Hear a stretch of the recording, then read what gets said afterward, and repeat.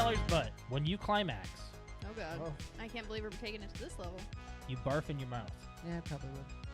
I probably All right, would. ladies, be warned. Brett may puke on you. He's not getting this offer right now. This is a scenario. No, this is based on things that will never happen, right? All right, Or- let's do it right now. What? Let's do it right now. When I was getting a physical to play football, I think I've never been fondled. the RN, which obviously they check you for a hernia. And before she did, she's like, "Everything okay with your balls?" And I was like, which I think she said because it was a 14-year-old kid, but Well, see, here's the thing. I've always heard stories about that. Why is that so funny? It's the truth. They're checking for testicular cancer. It's so funny. no. She wasn't doing that. She was checking me for a hernia. But they're checking you for both. Well, probably. 'Cause they're looking for lumps, right? No, because They're like all. you can't. When they check for a hernia, they just Don't they grab it? Or? no. Have See, you? I've never I had it told done. you. Garfield and Friends from Pickle Oh, Fanboys. Now, which one? The second one, not the Yes. first one. This one. Times a hit. Yeah, they hate that one. one. There are two There's actual two, songs. it's two of Oh, them. The well, second that's what one, he sent me a picture. Ready, Ready? Ready? two, Two. party! We're ready To party. We're ready. Dun, dun, I hope you bring lots of spaghetti. dun, dun. Come on down to Garfield and Friends. Come on in. It's time to party with Garfield, and Friends. And then I think there's another I love verse. how we all know that one. I think there's another verse. There in it. is. There's a little bit more to it. I have a list of movie titles that were almost called something else. Star Wars Episode 6 was almost called Revenge of the Jedi. We know this, right? Yep. I mean, we're nerds. Alex might not have known that. I was like, what are you talking about? It's not Revenge of the Jedi. No, it's no, no. Return. I was like, bitch, you ain't no nerd. Head cheese. Head cheese? Mm-hmm. Texas Chainsaw Massacre. Alex? I have no idea. Yep. Yeah! Why, Nice. Why head cheese? Because I remember there's in the Texas Chainsaw, the remake in '01, they go into that rest stop Mm-hmm. and there's a pig's head Yep. in the display case, and head cheese is you boil How a did you pig's make head. that freaking connection, Brett? That is a photographic memory at Oh work. my god. What is the McGangbang? McDonald's McGangbang. Simply order a McDouble and a McChicken. The McChicken sandwich is placed directly inside the juicy McDouble, buns and all. So if a normal McDouble doesn't quite fill you up, take the chance by combining a McChicken McDouble from McDonald's secret menu. So then do you just order the two different pieces, or do you You order say, a I want the surf McGangbang? and turf, and they'll give you the two. And they'll give you the two and you put it together. I'm not into the fish thing, but I think I would do the McGangbang. Yeah. That does not sound fun at all. You know what, honey? Let's try a McGangbang. Are you bringing that to the table, Alex? Are we We having can this set it on discussion? the table and do it right here on the podcast. Try a McGangbang on the podcast. Wow. Wow. So Die Hard started a I trend. hate Speed 2. Why? That's pretty It's bad. horrible. It's kind of like, it's more of a watch it because it's laughably bad. Yes. There are a few parts that I thought Sandra Bullock was pretty funny. She's a great actress, but she sucks in that movie. She cuts open the door with the chainsaw and then she's like revving it. Can you guys get out? If you back up with the saw, What? if you back up with the saw, we'll give it a try. It's so bad. It is very bad writing. It is very bad. Bad. But I always thought of it as more of an action type than a funny movie, and it turns out this, like, as an adult watching it, it's a terrible It's film. horrible. That was a great That's great. quote by Yeah. you, John. I just got a Charlie horse in my thigh. Oh shoot! You okay? You're gonna fart or Do something. you need something? Hey, where's your Charlie Just give horse? me time. It's on the bottom of this thigh. Hey, you can do this. Put your foot out. Put your I foot can't. out. Do it. No. Put your Oh shoot! Ah! Put it out. Now flex your foot up, like your toes towards the ceiling. It looks like you're trying to take a shit. What do you need to Well, I do? don't want it to look like What do you that. want to do? I'm trying to put my foot over there. Help me. My back's to the camera. No, you're fine. You're fine. You're okay. It's You're okay. ridiculous. You're okay. Let's do some You're doing some friggin' Christmas trivia.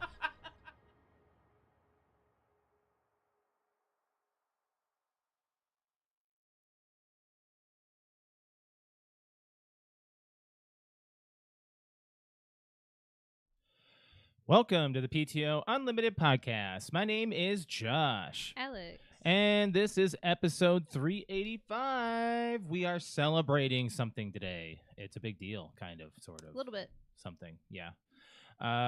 We are celebrating 9 years of podcasting. Holy We turned 9. cow. We turned 9 today. We're in the 4th grade? Yeah. 4th graders. Yeah, I'd say so. 4th or somewhere around there. Yeah. 4th or 3rd. 3rd or 4th grade. So yeah, we are back from Chicago. We have some stories to tell. I mean, first of all, we have our movie to review, and we've also got the Nintendo Switch 2 to get to. But first of all, so we're celebrating 9 years, but it's not actually until the 18th of this month. But I mean, it's close. A few days away. Yeah. It's only a couple days away. And I wasn't really certain if there was anything we really needed to review on the show as far as 9 years go, because every single time we do like a year in review or something, but like whenever we talk about the podcast, we never really go into like crazy, like, oh, do you remember when? It's been 9 years. You and I have been doing this show practically solo for 2.5. It doesn't feel like it. Yeah. Because Brett was off and on for a while, and then during also COVID, you and I also did it. True, that's right. Yeah, during COVID. Just you and me. Yeah. And then Brett came back after about 2 months of it. And then, but you and I kept it going. And we still have. And I applaud us for doing that. And not a lot of shows go this long. A lot of shows either rebrand themselves, which, I mean, I guess we have gone through quite a little bit of a rebrand. I'm wearing the old logo. You're wearing the new logo. Yeah. We have like gone both. through. Yeah. I mean, I'm wearing vintage. You're wearing new class kind of stuff. New hotness. New hotness. Old busted hotness. But no, it's been a long journey. We've met friends along the way who've met us through the show, met and lost friends. We had a lot of guests on the show. We haven't had a guest in a while. It's been a minute. Yeah, we should probably start thinking about doing some guests. We always say that, but we never get to it. We always just wind up having so much to say within an amount of time that we never get to the point where we need to have another person on the show with us anymore. But it's always nice to have guests. Yeah. But we will eventually do that again. Get back into doing that one day. Whenever I do know that we are planning a possible aftercast for Jurassic Park. Yeah. And there may be 1 or 2 guests on that one. Yep. So that one might be coming up here in the middle of the summer. So I'm looking forward to that. I don't think we have anything else really coming up that's major. I don't think so. No. I mean, we already had our 2 conventions. We have another con coming up in June, so there's quite a bit of prep that you got to get through on there. So that's coming up. Don't want to make you start thinking about that already. But we're gonna start off the show. You got something hanging from your mic. Yeah. You know why? We're finally gonna explore ourselves live on YouTube. New territories. No. We're gonna do some soda tests. Oh, okay. Yep, we're gonna start Talking about a blindfold hanging from my mic. Yeah. There's for our audio listeners. You might want to take your headphones off and put that on real quick. We're and you can just have it up on top of your head right now. But we're gonna be trying out some sodas. We're gonna do one that's not blindfolded because we're just gonna try this one specifically together. It's already out available to the public, but you and I have not tried it. We're trying the blackberry Dr. Pepper. Oh, ew. That's gonna be the first thing. I know, ew. Ew. I don't know if I want to try it. Well, we're gonna try that one first, and then we're gonna do some mystery flavors. So we'll start off with this. But yeah, I gotta there we go. Really, we have to do the. You said it's blackberry. Blackberry, well, zero sugar. Ew. Yeah, so we're doing zero sugar blackberry. Starting off with that one. Ew. You're gonna do a. Why do you keep saying ew? Because I hate blackberry. You don't know. Yeah, I do. I don't know anything that I've ever tasted that my mouth is already watering in disgust. I got you a water. Thank you. Should have gotten me a cracker Cracker? Why? to get rid of the taste in my mouth. Well, let's move the water out of the way. Let's just do this. Okay. Okay, so I'm gonna crack this one open. We're gonna try this one like right away. This is the zero sugar blackberry Dr. Pepper. So this one's just gonna be like a. Boop. Yep, that's enough. Yeah, That's you all look I at it need. like that's all I need. That's Just all I little, need. just a little taste. Oh, it smells horrible. I hate I'm blackberry. gonna do It smells like here's like here's the problem. berries. I just brushed my teeth, so I'm starting off with a mint. A mint blackberry taste. Yeah. All right, so you can go ahead and try it first. Okay. Mint berry crunch from South Park. Why are you making that? You have to finish it. So I'm gonna have to try to make sure to do like light amounts. It tastes like blackberry pop That's all it is for you. mixed with Dr. Pepper, which is, I mean, I love Dr. Pepper, but I don't like. I don't like blackberry. I can't say it's bad. I don't like it. It's almost like the berries and cream one. The strawberries and cream. I don't think it tastes like it has like a creamy taste to it at all. Then again, I'm starting off with a weirder palate, so I'm just gonna go ahead and say that. Oh my god, that was gross. I forgot to do a thing here. There it is. We're doing a soda taste test. Oh, there we go. I have images. Yeah, you got it. All right, so now you got to put a blindfold on. Oh, now I gotta. Okay. Oh no, I have to get a bottle opener. Oh, forgot. really? Well, I think I have one right here actually. You weren't prepared the last time. Yeah, right here. Oh. All right. So you got the bottle. Are you gonna? Oh, you have your okay. You didn't even see what I was doing. I was like, I think this is a bottle opener. Yeah, this is the little like snowflake tool that your grandma gave me. Oh, cool. Yeah, that's a bottle opener. All right. So, starting off something a little. Oh, I've already dang! I've already got the bubbles from the pop. Where's my zoom? There it is. Is that my zoom? That's my zoom. Yeah. So we're starting off with this one. This one's a weird one. Oh. How many are we doing? 3. Okay. Yeah. I'm sorry. I mean, I'm like, I just wanted to start off with a little bit of like a sugar rush for you, and hopefully some of these. I are just good. had some Sour Patch Kids before being on. I'm sugared up. Oh, that's right. You were down in some of those. What? Okay, so you don't like specific Sour I Patch don't flavors? like the red and the green. Is the green Specifically the red. Ugh. It is just the doesn't red taste a good. cherry or what is it? I don't know what it is. It tastes like shit. Oh, it tastes like shit. Red shit. Oh, I didn't know that there was a specific like a type. You know, I thought it was cherry. I don't know. It doesn't taste good. My favorite is the yellow and the blue. Oh. Okay, so hold your hand out. I'm gonna hand you your cup. We're trying a flavor here. You can go ahead and try it out, and I'll try it right after you. It doesn't have a strong smell to it. No, it doesn't, does it? Is this my? That's my your mic. microphone. Don't drink that. It smells like a fruity Sprite almost. Like that's all I'm getting. Like a light Sprite? Yeah, it smells sweet. Yeah, it smells sweet to me. Okay. Unless I'm smelling like the Dr. Pepper still in here, like You might be, but try it.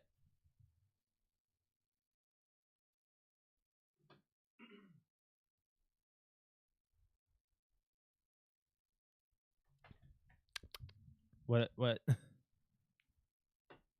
not bad. What do you get out of it? It honestly, it's not very powerful at all. I think it's just because comes in glass. I'm not. I hold on. Well, you have to finish it. Actually, I put too much in your cup. Does it taste bad at all?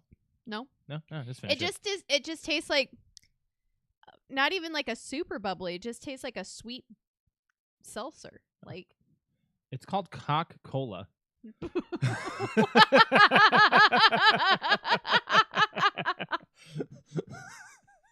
What? That's the name of it. I'm not even kidding. You can lift your blindfold because this is the first soda, so you can actually look at the label. See, and I was picturing that it was a clear drink. Oh no, it's a cola. No, it just tastes like a light. Like it really doesn't have a flavor at all. Interesting. Yeah, just finish that one up, and I'll pour the next one. All right. Yeah, no. No, it doesn't really have a flavor at all. It's just sweet and bubbly. Like, and it's not even like that bubbly. Did you try it? Yeah. What do you think? I thought. What did you think of drinking cock? What? You tried the cock. What did the cock taste like to you? I thought that it was interesting to me. It was extremely. It was a new thing for you. It was sweet. I'm a little. I'm not embarrassed. I'm just happy we are all in it together. Okay. Glad to experience that with you. I'm glad to experience that with you too. All right, don't pour as much as time. Just give me like a sip. No, this one I'm not going to because that one from what it was, knowing that it was cola. Oh, I need the water. Okay, hold on. I'm trying to open this one up here real quick. Trying to see underneath. I got you. No, I get it. Oh, okay, you got it. I guess you can see. I can if I do this, then I can see right where I need to. All right. Just a splash. This one's going to be interesting. I have to top mine off. Or finish it. Oh, you got close to... Oh, nice. Oh, look at you. You're peeking. I can see like the tiniest bit underneath, but I'm not... I swear I'm not peeking at whatever it is that you're giving me. Okay, something's peeking. Something's peeking. So this one is really going to be more against me. Oh. Because of what it is. Okay. Go ahead and try it. That kind of smells weird. Oh, I didn't even think of the smell. Oh, yeah, man. I'm not really sure what that is. I'm just going to try it right away. Well, I need a burp. Oh. Oh, excuse me.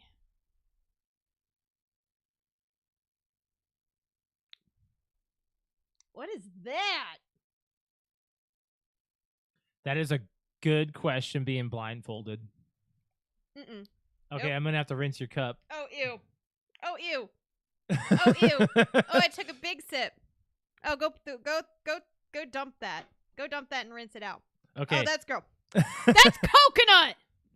Very good. That's coconut. That's why it's gross. Yes. That's coconut. Oh you my ass. God. I'm actually excited you got that. Now it's like, because now the flavor is like, now that I've swallowed some of it, it's like coming out of my mouth and my nose, like breathing coconut. Phrasing.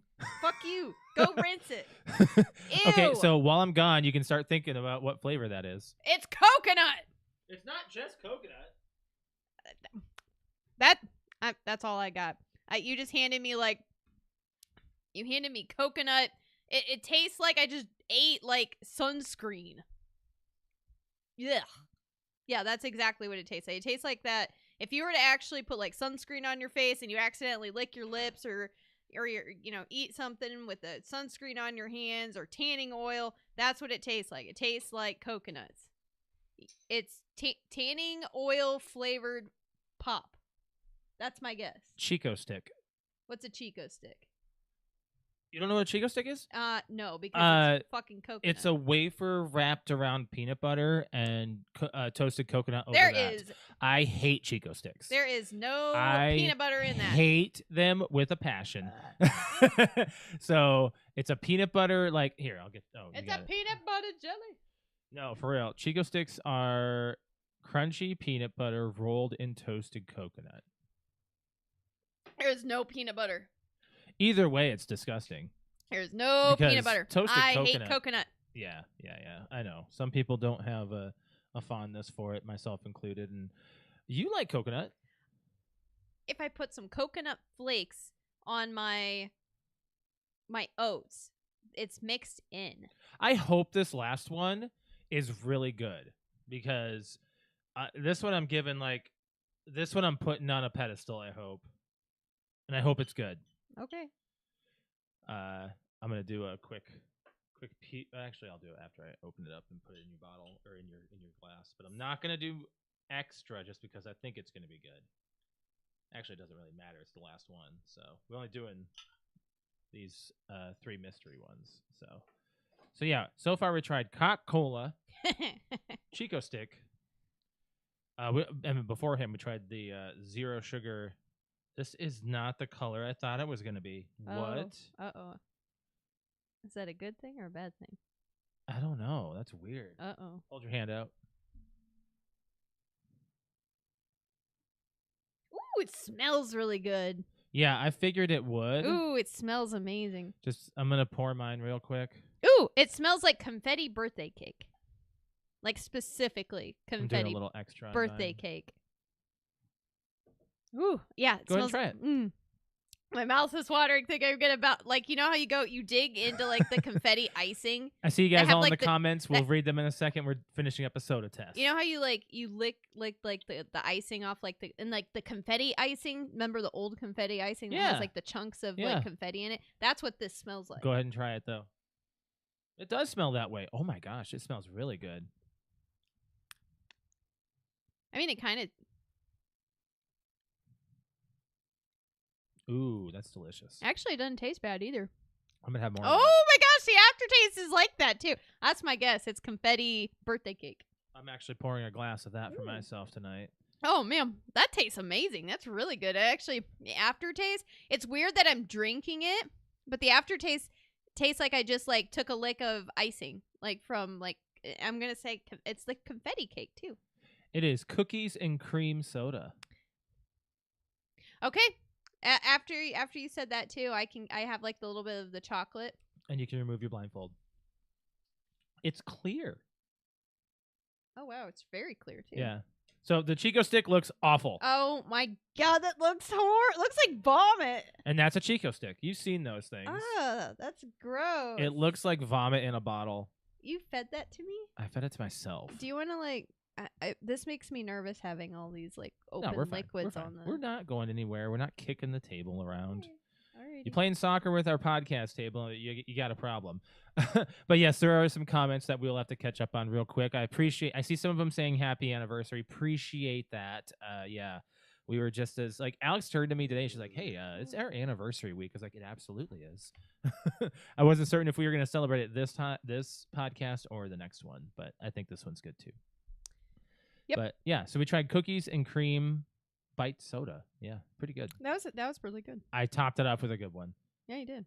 Thank you for that. I actually got rid of the coconut taste in my mouth. It did for me too. So, but yeah, got a few. We've got a few comments to look up here. Got someone saying, "How the heck have we been? We've been pretty good. It's been 9 years of podcasting. 9 years. Been 9 years. Yeah, we did some Rocket Fist. This wasn't from Rocket Fist. I got this from somewhere else. I don't remember. We got it from. There was a place in the mall. Yeah, we've had it for so long that I don't remember where it was from. And I read that Brian got our Super Mario RPG. About time. Hey, there you go, bud. Oh man. So, but yeah, this is the what? You can take the taste soda taste test thing.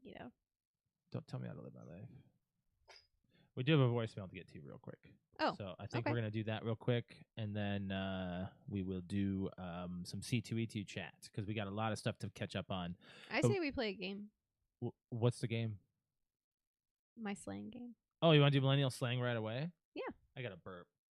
I know. It's very we're just drinking so much pop. Woo!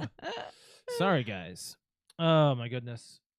Where's my button? Excuse our gas. Yeah, I'm sorry. But we have a voicemail and a half to get to it. It seems like I think whoever did it got cut off. So here we go. Finally, Big Papa Pat has come back to the voicemail. Strap in. I'm going to give you a good long one here. Okay. All right. So you talking about Major League on the last episode. You guys got to give it. Yeah, I didn't hear anybody give any love to the coach, Lou. He had some of the greatest like lines in the movie, like when they call him up to become the coach. Oh, You yeah. know, oh, I don't know. I got another guy on the line who wants to buy some white wall tires. And hangs up on the guy who wants to hire him as a freaking major league coach, or like was it when in Major League 2 he's like, oh, it's always something. It's always a leg thing, or a religious thing, or a heart attack. Who used heart attack? Me. Drops down with a heart attack. Or was it when he tells Willie Mays Hayes, you may run like Mays, but you hit like shit. He had some of the best lines in that movie. Major League was good. But real quick, okay, so we were talking about being pranked, right? So I can't think of, I mean, I've been pranked on, but I can't think of anything that great that was a great prank on me. But I gotta tell you, at the time I pranked my sister. She was in junior high. We used to have a hot tub in the backyard, and the hot tub had its own power, like its own shut off. What's the word I'm looking for here? Anyways, with the switches, I can't think of the damn word. All of a sudden, I went Its own power stupid box? there. But anyways, power source basically. And so her and her friend were in the back, and I told Crystal, I said, hey, when I'm gonna turn the lights off, the power off to the backyard. Fuse box, that's the word I was looking for. I go, and when I tapped on the gutter, turn the power back on. So she turned the power off, and it was completely pitch black dark in the back. Just my sister and her friend. The only light that was back there was from the hot tub. Like I said, it had its own power source. Well, when I tapped on the gutter, all the lights go back on, and I'm standing there in my Jason Voorhees mask with the machete, and I was just standing there. So, they had no idea I was even there until the lights came back on. And this is before before filming stuff was a big thing, and so I wish I would have filmed this, but they freaked out. She shrieked. They're both screaming their heads off. My sister almost drops her phone into the hot tub because she was trying to call my mom, like, oh, it's super dark out here. And yeah, so my sister's friend, years later, he gets cut off. Oh, he gets cut off. Here's the rest of it. Oh. I got cut off. And still to this day, my sister's friend will say, hey, you remember that time your brother scared the crap out of us? Yeah, that was a great prank. I wish I would have had that one filmed. And I had to call twice. Yay! Go Raiders. I got cut off. Oh my gosh. I got cut off. I didn't know that there was a limit to our voicemails. I didn't Appreciate either. the voicemail there, Patrick. Yes, thank you, Patrick. Major League, great movie. Pranks. Yeah, we don't do a whole lot of them, but yeah, crazy. If you guys want to leave a voicemail, please do dial our voicemail. Number is 224-225-5780. And we play that on the show. Okay, so we got to talk about C2E2 and the weekend and everything. We got, yeah, right? What? Oh, you want to do that first? That's right. I'm sorry. Games. You want to do millennial slang? I want to play games. Where's my millennial slang button?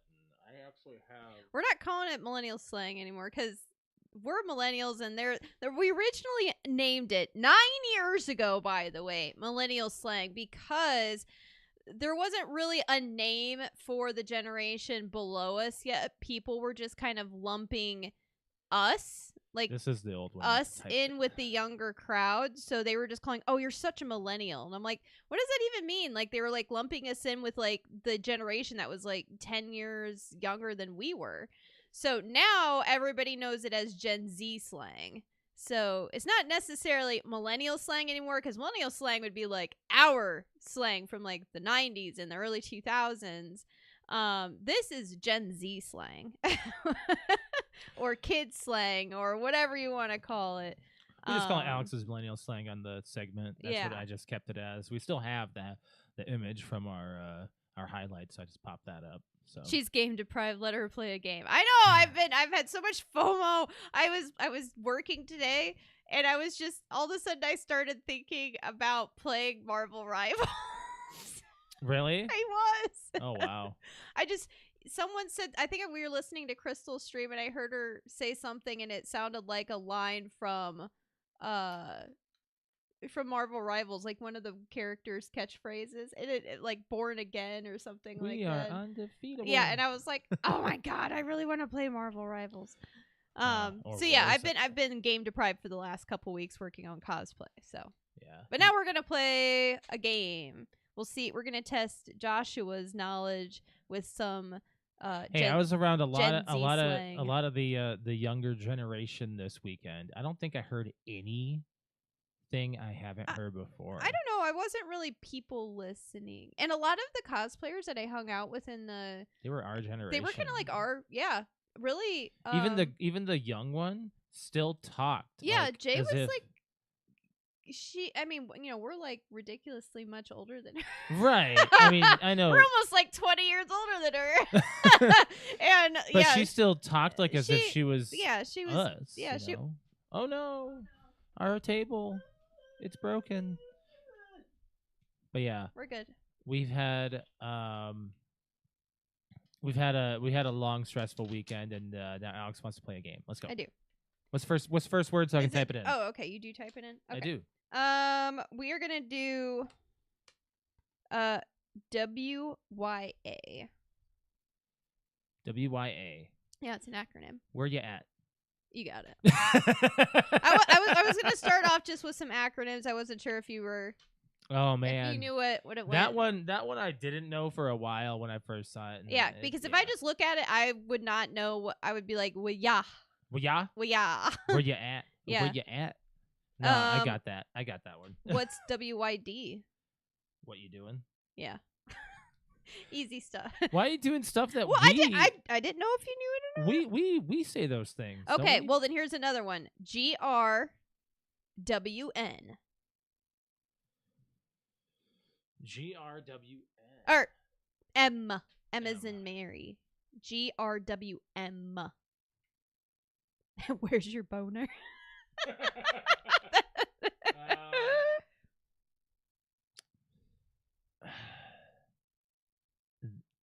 I don't think you'll know this, but we've seen enough TikToks, but we don't usually watch them. We usually kind of scroll through them. What? We've seen this? It's not something that's on your algorithm. It's more on my Instagram, but I've seen it. Oh. I've seen it on yours Is it a couple hashtag? times. You use it, yeah, as a hashtag. But it's for you'll see it in vlogs. I don't know. I can't even guess. Yeah, take a guess. Get right, woman. You got the first word right. Get? Yep. I cannot tell you what the GRWM. Get. I don't know. I don't know. You really have no idea. No, I don't. Okay. It's get ready with me. Oh yeah. So those are you use that hashtag that. or I knew that. titles or whatever. So those are those. I gotta take away my TikTok card after not knowing that one because we skip every get ready with me. Yeah, so it's a get ready with me. Single get ready with me. And these are like influencers or TikTok people that you basically they follow themselves around with a camera, getting ready in the morning, or how they do their makeup, or their routine of some kind. Get ready with me while I tell you the story. Yeah. Yeah, Most so they're of the time, telling a story and they're putting their makeup on, or they're telling their story and they're they just got out of the shower and they're doing their hair. But so get ready with me is the acronym. I get you. I get it. Yeah, get ready with me. Okay, I should have known that. We pass those all the time. I scroll.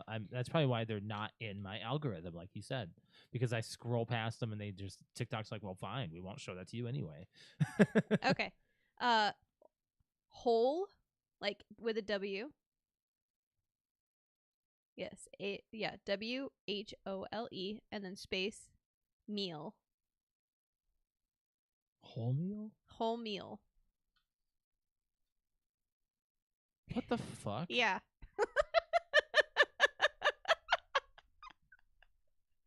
Brett would hate this. Is there a sentence you can do it? Or will I give it away? It'll give it away.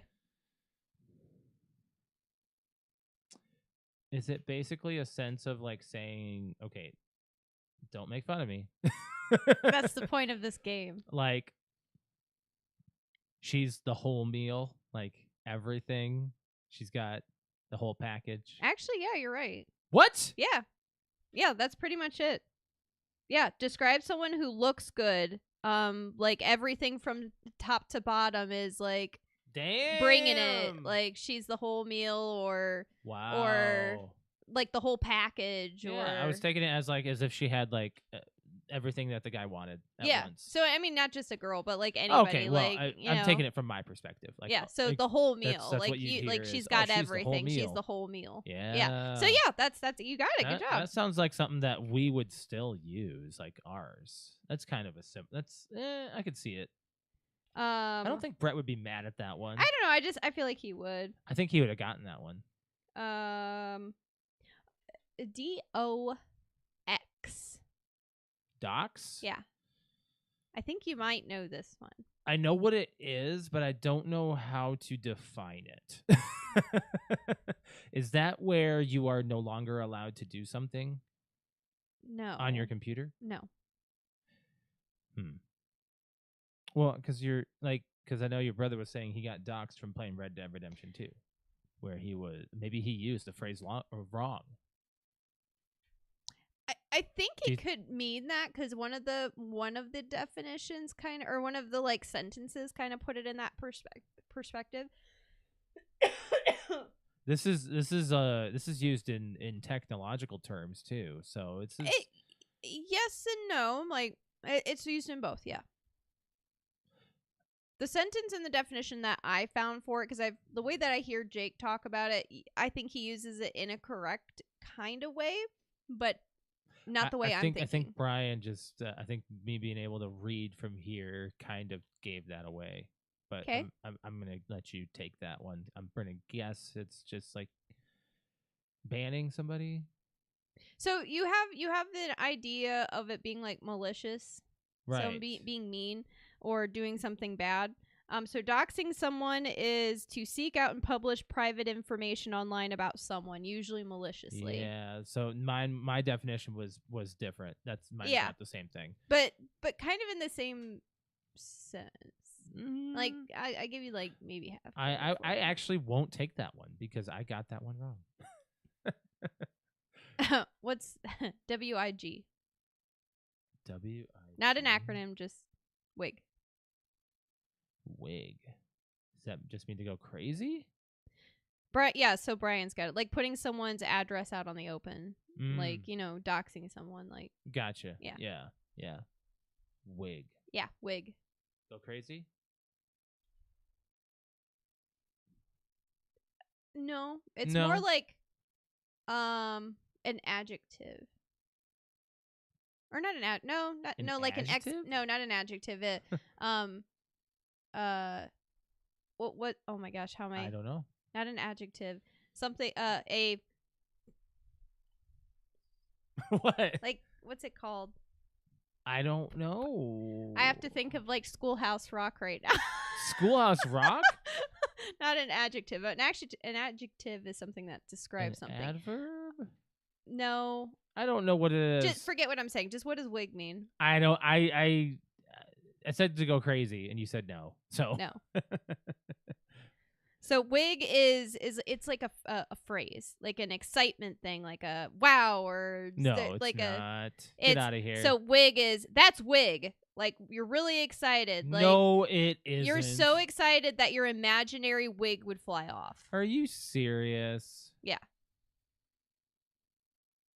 Yeah. Get out of here. Okay, that one makes exclamation. It's an exclamation. Is that what it is? Wig. Like, is that what I'm trying to say? Like that's so wig. Yeah. Are you serious? Yes, that's wig. Oh, man. Like that's like so so like amazing that my imaginary wig blew off. Huh. No, that's never going into my arsenal. Okay, I'm really there's two more and I'm really gonna like I don't know how to say it. Then have me spell it. Well, I think you might know what it is, but like okay, that's fine. I don't know how to pronounce it. So it's PERRY. RIODT.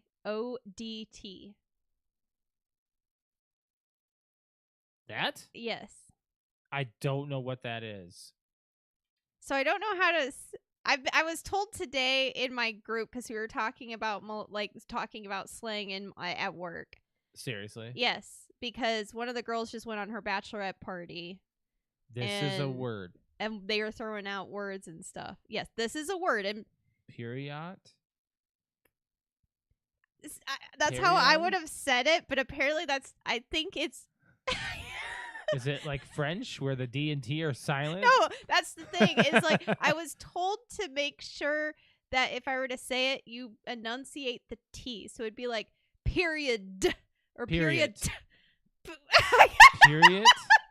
Period. Period? I don't know if I'm saying it right. I hope I'm not like offending somebody by saying this word. No, you're not. You're not. You're not.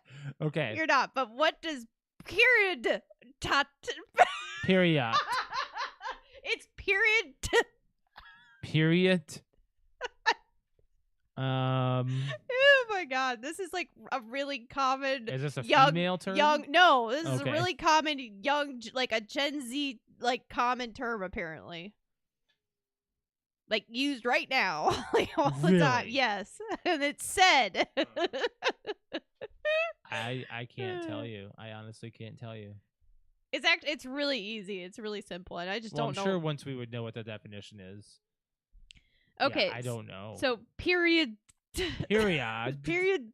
Period. I don't know how to say it. Periodo. It's the final version of the word of the meaning of the word period. Like we're done. That's it. We're done. Period. This is to finalize it. It's to finalize your like it's entire your interaction. Yes. Like that's how you say it. Like that's it. We're done. We're period. We're done. Period. And then someone tries to like jump in and start the conversation. You go, no. Period. Period. Okay. I don't know how to say. I don't know if I'm saying it right, but that's what it is. That's insane. Okay. Well, this one's gonna be clipped for sure. period. Period. All right. What's our last word? Okay, last word is gonna be giving me life is a phrase. Giving. Yes, it's a phrase. Giving me life. Giving me life. It's giving me life. I'm gonna guess it's like something that excites you to a certain degree that livens you up. I mean, pretty much. Yeah. I mean, it's a pretty easy phrase, but it's a phrase that you use. It's something that creates happiness or positivity or excitement. Okay. Basically saying like, oh, this amazing coffee with the new creamer that we're using is giving me life this morning. Oh, okay. Like, or this shot is giving me life, or it's something that's like bringing you excitement that you were down or kind of met, and now and it can be anything. It just brings you up. Huh. Okay. Yeah.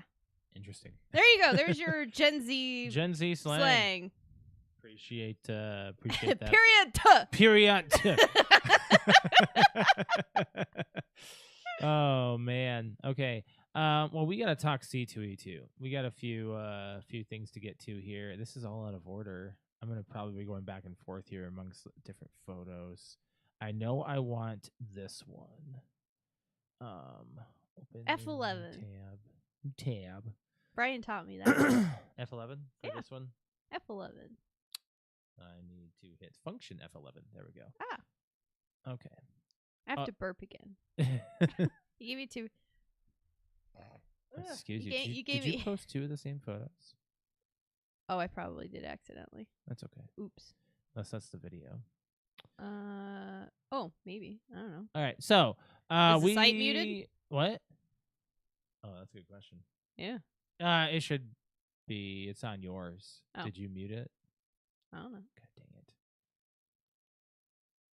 guessing so, because it says unmute. Yeah. So, yeah. Okay. So first we got to talk about the trip there and all that stuff.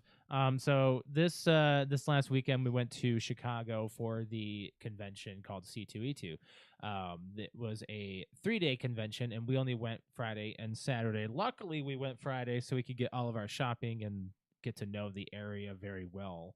Like that was the big thing, just to know. Which I'm glad that we did. Yeah, because like where we were at, what we were doing with all of our like wandering and meandering Saturday for the cosplay contest and all that stuff, we were able to navigate McCormick Center much McCormick? better than Indianapolis. Like we knew it was yeah. all laid out very Yeah, well. We knew where the bathrooms were. We knew where the rooms that we needed to go were. It was laid out very well. Yeah. So the drive there, fine. We left a little late. We wanted to actually get there on time to see the Lord of the Rings panel because we wanted to actually see a panel, and that was the only one that we had time for that interests us. Yeah, we apparently from what I was reading on groups needed to be there like in line when they cut the ribbon that morning. You're kidding. Wow. We weren't gonna be in there. Oh God. That's how long the line was. Yeah, then it'd be like, oh, it's standing room Yeah. for the rest of the people or whatever. Yeah, there was no way. No, that's fine. Whatever. We tried. Gold star. I had some notes down from Friday at least. Let me because I didn't get to voice my weekend yet as far as talking about it, because you've talked about it on your stream. Yeah. So that's pretty exciting that you had like a whole shebang. We walked to the con after checking in early from the hotel, which checking in early, not a big deal. They just them allowing us to check in early was great, but they charged us extra for it. That changed in the end. The hotel was eventually too hot to stay in for us because the AC didn't work at all. Like we couldn't get the air conditioner. The first day it was like 73. 72 when we had it set for like 68. Yep. And then when we left, the room was 78 degrees. Yeah, when we left Sunday morning. Yeah. Yeah, the hotel just continuously kept on getting. It just kept getting warmer. Yeah. It was like blowing hot air, but it was clearly set to AC. Yeah, awful. Yeah. Hated it. Anyways, so we decided to walk to the convention from the hotel, which we're like, it's only 1.5 miles, not a big deal. 2 miles. 2 miles. You didn't wear your long socks. You hurt your feet in the long process. I told you to wear the tennis shoes. I don't know why you didn't. Tennis shoes would have been better, I think. I think you would have liked it more. I think you would have enjoyed the day more too.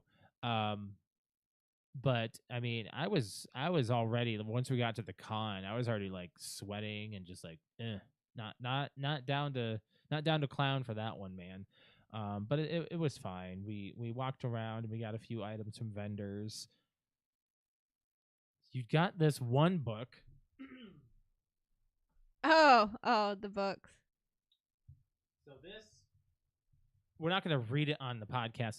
You're going to read it on. I might do it on Friday. You're going to read it on your stream. One of the two. Yeah, it's a double book. We met the author actually, unbeknownst to us. But and if anybody knows me, I love these books, these types of books. Where's my zoo? Oh, wrong button. Okay. It is. Do you want to play with my balls? It's a kid's book. And then on the back, do you want to play with my box? It's a double book. So this is going to be read, at least one of them on Alex's stream. So we also got a card game from the author. It's called Are You In? It's a couples dirty game. Yeah. Like you can. And it has like different levels of questions, and I don't know. He made us play a. That was a little dirty to have in front of your brother. I know, but that just made me go like, okay, all right, this one's got the real dirty questions or whatever. So yeah, I think it'll be fun. We can do it for couples night tomorrow. Yeah, I'm fine with that. But yeah, it's a real dirty like question game, and there's different levels of like how dirty they get, kind of thing. Yeah. But yeah, we bought that off of him too. So, gore panel, we did that. You got to learn a little bit more about gore, just a few different techniques and tools to use.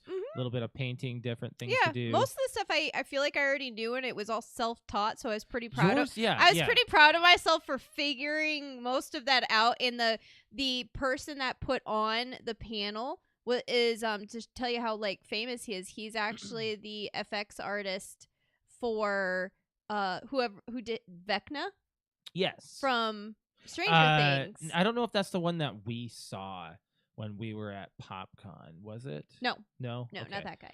A different guy. No, he was also famous for doing certain things that we had seen, but this guy's a little bit more well known. Okay. Was the Vecna that we saw, was that the guy that was also Iron Man? Or am I thinking of someone else? I don't think so. No. Okay, maybe he was something else. A different. Yeah, but he put on a nice like 45-minute, an hour panel. It was a long panel. Like going over like from basic all the way to kind of more advanced on how to do gore. Yeah, we got there right on time. Because I know it filled up. Filled up. Yeah, bro. it filled up, and we were at least allowed to get a seat. Yeah, so that was at least that was. But yeah, I learned a few new things and some new items. I'm probably gonna pick up for my next kind of like gory thing, or just something I can the next time I take Pyramid Head somewhere I can use and try out. So we went to the opening area of the convention. I don't know where we were at. We never saw this area again, but all three of us had to go to the bathroom, you, me, and Jake. And the entire area that we were in was gender neutral bathrooms. We're gonna mention our experience about this. We're not gonna get into any political debate because I know that this is a hot button item on all fronts. I think I won't go in as in depth as I did on my but my Twitch, experience, because everyone knows my opinion on it already. My experience on this was something.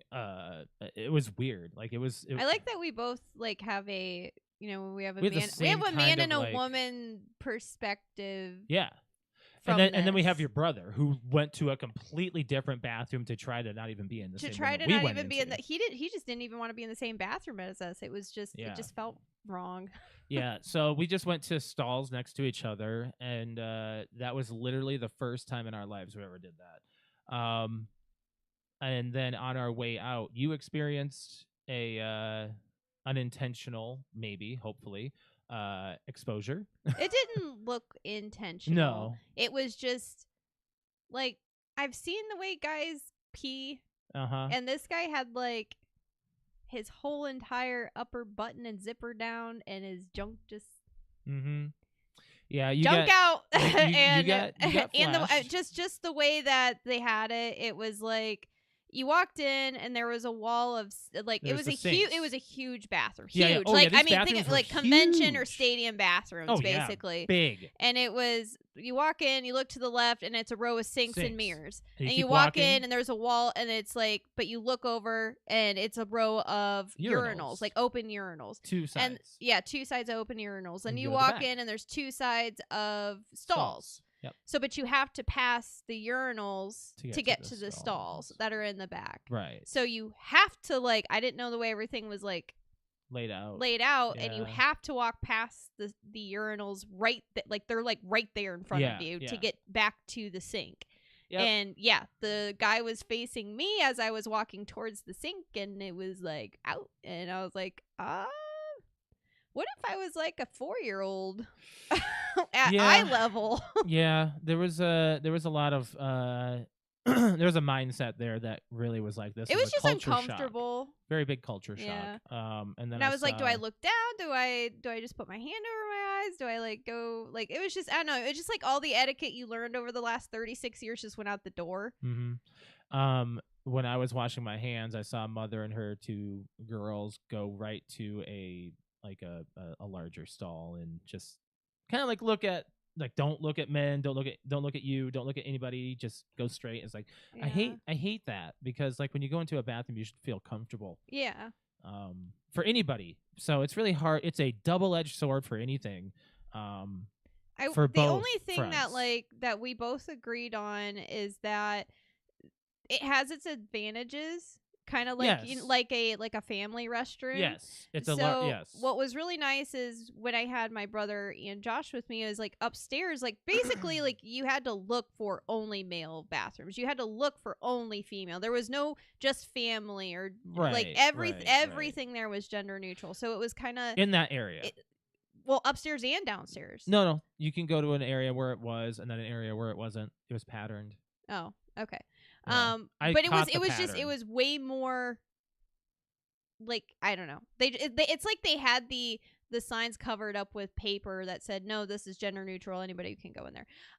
But so the way that they had it laid out was the big one was a little bit messed up, because I was like, if they're going to do this, they should probably have the urinals like in the back, all the way in the back. Right. So you don't, if you choose to go to a urinal, you're not like accidentally flashing somebody. They didn't have any walls between. There wasn't, and there wasn't any walls. There wasn't any spacers in between urinals. Yeah. It was all just straight open. Like you could have had a line of 25 guys and just dicks everywhere. So here's the thing. Personally, as a as a guy who goes to public restrooms, I don't like urinals. I know a lot of guys are like, "Oh, the urinals are great because it's like you can just walk in, walk out." I like the privacy of a stall. Like stalls are great. I can just my own space, I actually don't mind that. The positive part about it, so if it wouldn't have been that big of a deal if they would have just like kept the urinals like I mean, they would have had to change the layout, obviously. So we obviously walked into what looked more like it was a men's bathroom.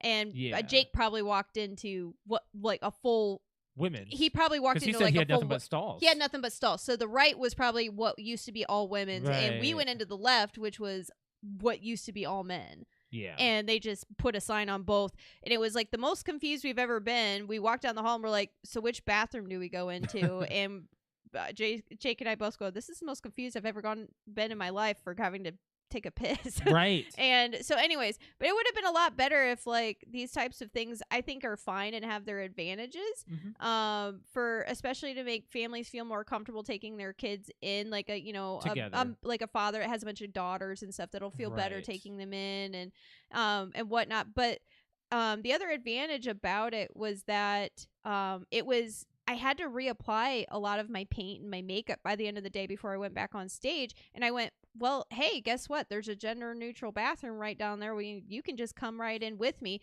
This one was set up just normal. Like you walked in, there's 3 or 4 stalls, but there's only stalls and a sink. Yeah. So, and you can just tell the energy in there from people walking in and out. It felt more Here's comfortable. An experience that I had that while you were Pyramid Head on Saturday. I went into a gender neutral bathroom, but all that was available were 2 urinals, and I was sitting there and there were 2 girls in front of me waiting for a stall, and I was like, oh, this sucks. See, now that's a little bit more like, and you have to pee in front of those girls because they are right behind you. Yeah. I'm not kidding. Yeah, that's because the line goes to the urinal. See that kind of stuff is like, what I mean is it's a little uncomfortable. I walked out. I said, oh, absolutely not. I won't do that. So, but yeah, so if they have like those types of things walled off or like in the back, like I can see that being fine, but it does have its advantages. But I think that if they're going to start implementing this everywhere, it needs to have a kind of like an SOP or an OSHA thing, or like a, like I don't know if there is like a mindset that you can put people in for it. I don't know. It's a different change, and I know it's coming to more cities and states and stuff in the near future, but it was odd. So it has its advantages, but there's definitely like, I was not prepared to just be like, and there's a dick. There's some negatives to it. So, but that's just neither here nor there. I don't want to like stay on that topic. It was an experience. Yeah, it was an experience. We got to piss next to each other in stalls for the first time in 20 years. It was publicly anyway. Yeah, it was odd. It's like legally. Whatever. We don't. Yeah, that was just odd. All weird. But then a couple minutes later, we're walking the con floor, and we find the most sheer-looking Leia, or she might have been Electra. I don't know. She was dressed I think she definitely looked more like Leia than she was 100% scantily clad. No undergarments underneath this zero. This gown. or this loincloth that I went wouldn't down. even call it a loincloth. loincloth it was went- a sheet, a Well, sheer see-through sheet. Okay, I'm gonna have to stand up to show what I'm talking about here because of how this looked. So it was like You're gonna show your junk on stream. it was like this wide. It was this wide, and it was like all the way down to the ankles of just a straight down sheet on both sides. But When she turned, but when she no, but it was sheer. yeah. She didn't have any underwear on, so I saw like the full ass crack when she was looking shopping She was shopping like kind We of were- like we were leaned forward over a between me and over the wall, a table, like, and I was away like, from "Oh her. shit!" Like I saw the backside. I was like, "Oh wow, that's a full ass right there. There's no thong. There's no No, there was nothing. There was." nothing. And I so thought I she might have told had- them about that, and I didn't get to see what happened next. But like, So like I thought that maybe she had like what those things are. That's like a where you just like I don't know what it's called, but it covers the front and it goes. It's like a thong. it's almost like a front thong, but it like sticks to the Yeah. skin, almost like the boob covers. Yeah, Yeah, I know what you're talking about. but it also goes in the crack like a thong. Yeah, like... it's weird. I've never worn one before. I think they're kind of gross, but whatever. But I thought she was probably wearing that. No, she wasn't wearing that because she took She two steps to turned. the right, and And her The her drape sheet, blew her forward. drape stayed where it was, and the rest of her body went the other way, and flashed. Yep, Like, full so vagina. you're either getting flashed in the bathroom or you're getting flashed on the con floor. I mean, you don't really have a choice. Yeah. To be honest, I'm not really sure how How can she be comfortable? I'm not sure how nobody called her out on that to get her removed, because That's exposure. I mean, I know that, there's a lot of cosplays when you walk around a con that you barely wear anything, but There your are private signs up. parts are at least covered. Right, for the most part. There are signs up that say cosplay is not consent. Well, They're that's all about over like the people place. going up, taking pictures and touching them. touching and things like that. Mhm. But like, yeah, I think that was way like, I mean, honestly, we probably should have said something, but because I was like, the last thing that we probably wanted was, what if we were taking like our nieces and nephews around? We're like, don't look at that. Yeah. But anyways, we just saw her entire downstairs mix up. She waxed. It was that clear. It was smooth. I thought she was wearing tights at least, or sheer tights maybe. I don't know. But I just remember like I saw the backside and looked forward, and I said, "Oh look, sure, that's sheer." And both Josh and Jake looked, and they saw the breeze go through, We and did. then they both had this look of. They both Oh. looked at each other like, "Did you just see that?" we just saw that. Yep, you just saw that. Unintentional porn. Like their eyeballs just popped out. Like, and I was like, "What just happened?" He's like, "We just saw her vagina." And I mean, say one thing or another about going to a con. I see so much cleavage that I am just like, And ass whatever. crack. I see so much boob and crack and, Yeah. and booty that I'm just At so least used have to it. like the it's like few going to a inches rave, that you you know? have to cover up. At least cover that up. Like you go to a rave, you know what you're gonna see, but you go to a con, you don't expect to see a girl's downstairs mix up on the floor like that. It was a little. It was a little. It was funny eh. at first because we're like, oh man, 11-year-old Josh would have just been in the bathroom like, hey, Right? and But then then we we're were like, wait a and minute. then at the same time, we both went, Hmm. that's not a good thing. Yeah. So by the I don't know what we left before the con floor was closing. We got it an was Uber. probably like a half an 6:30? hour. 6? Yeah, it was like 6:30. They closed it at 7. Yeah. We So took we an- spent most of the day like at the con. we really did. We were spent- exhausted. Spent a good 6 hours at the con. We went back to the hotel, found a burger place right around the corner. Where was that place actually? I'm trying to think of where it was. I don't know. It was like a block and a half away. It was or attached something. to Columbia, or it was like Oh. student housing. Was it right next to where Pete's is? Yeah. Okay. Yeah, that burger place. Yeah, it was really convenient. It was It nice. was in that student and- housing spot. Yeah. That's right. Mhm. It was a really nice burger Yeah, place. but we had burgers. We went back to the hotel. Did you post a and- photo of that burger? No, No? Dang. no. How dare you? No one needs to see. Oh, I just didn't. I didn't a actually burger. show a photo of us dressed up at the con for day one. Let me Oh, at least show that. Yeah, day one is you have to scroll I up. saw it. No. Is this one? Day one, we were dressed up in just like our comfy Borderlands psycho bandit cosplays. Yeah. We look great. Which is I didn't really go full out. I mean, some people would be like, "Oh, that looks awesome." We went full out. No, I spent like 10 minutes on my makeup and then threw a wig on and everything, and that was it. And then I had one more pair of whiteout contacts, so I put one in just for like dramatic effect to put like a scar across my eye, kind of thing. But yeah, People we loved actually our got cosplay. we actually got stopped for pictures They quite were a like- few times, and yeah. people like commenting, and I'm like, I wasn't expected to get No. like any type of Nah. recognition. I was like, this is just like our go to con Comfy. regular comfy clothes. Yeah. It's like wearing our PJs to con. It kind of is thing. because those pants are really like they're They're cargo comfortable. pants. I'm wearing cargo pants and a top. Yeah, here Josh will show this picture. But like this is like our con PJs. Yeah, This like, is our comfy uncomfortable. day. I mean, your feet are in And pain. my feet are a little bit in pain. I'm probably just You not should've- gonna wear those anymore. I'm probably It's- gonna throw those out. That's fine. Well, you want to save them for Laura though? Why? So I can cut my feet You up don't with those have too? combat boots for Laura. You gonna buy new ones? I don't know. Those are roughed up. I guess. It's just really hard to say, like what you want to do with it. But yeah, that was our. But yeah, we had so many people stop us and want pictures, and I was like, They're oh like, my "Oh my god, gosh, if you they're look doing like-" this for Borderlands, then they're really gonna be stopping me tomorrow. Like I kept telling Josh, I was like the further into the day that we were going, I was like, oh wow, if there's already this many people taking pictures of this crappy cosplay, and I was Yeah, you guys are. and I was like, are in you for a guys don't even know what you're in treat." for tomorrow. So that was our Borderlands experience, and then we had God, we got up so early the next day. Yeah, but it was so nice. I'm just gonna show that. That's actually the first time I've seen like the sun rise over like a body of water. Usually when we watch the sun, it's usually a sunset because we're not sun uppers, we're sun downers. We are.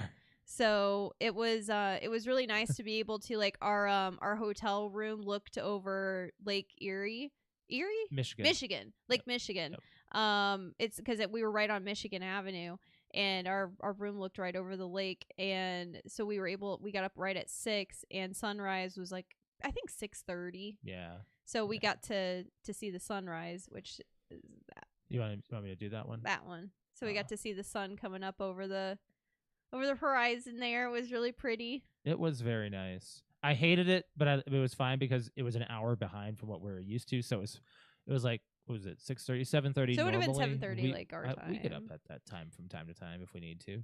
Yeah. It's not that difficult. It wasn't like horrible, but it was still like, oh wow, we're getting up and it's super early. Yeah, that was a very beautiful sunrise. But yeah, it took me 3 hours 45 minutes to get ready this time because we did like extra wounds and Yeah, we and whatnot. did. It takes a long time.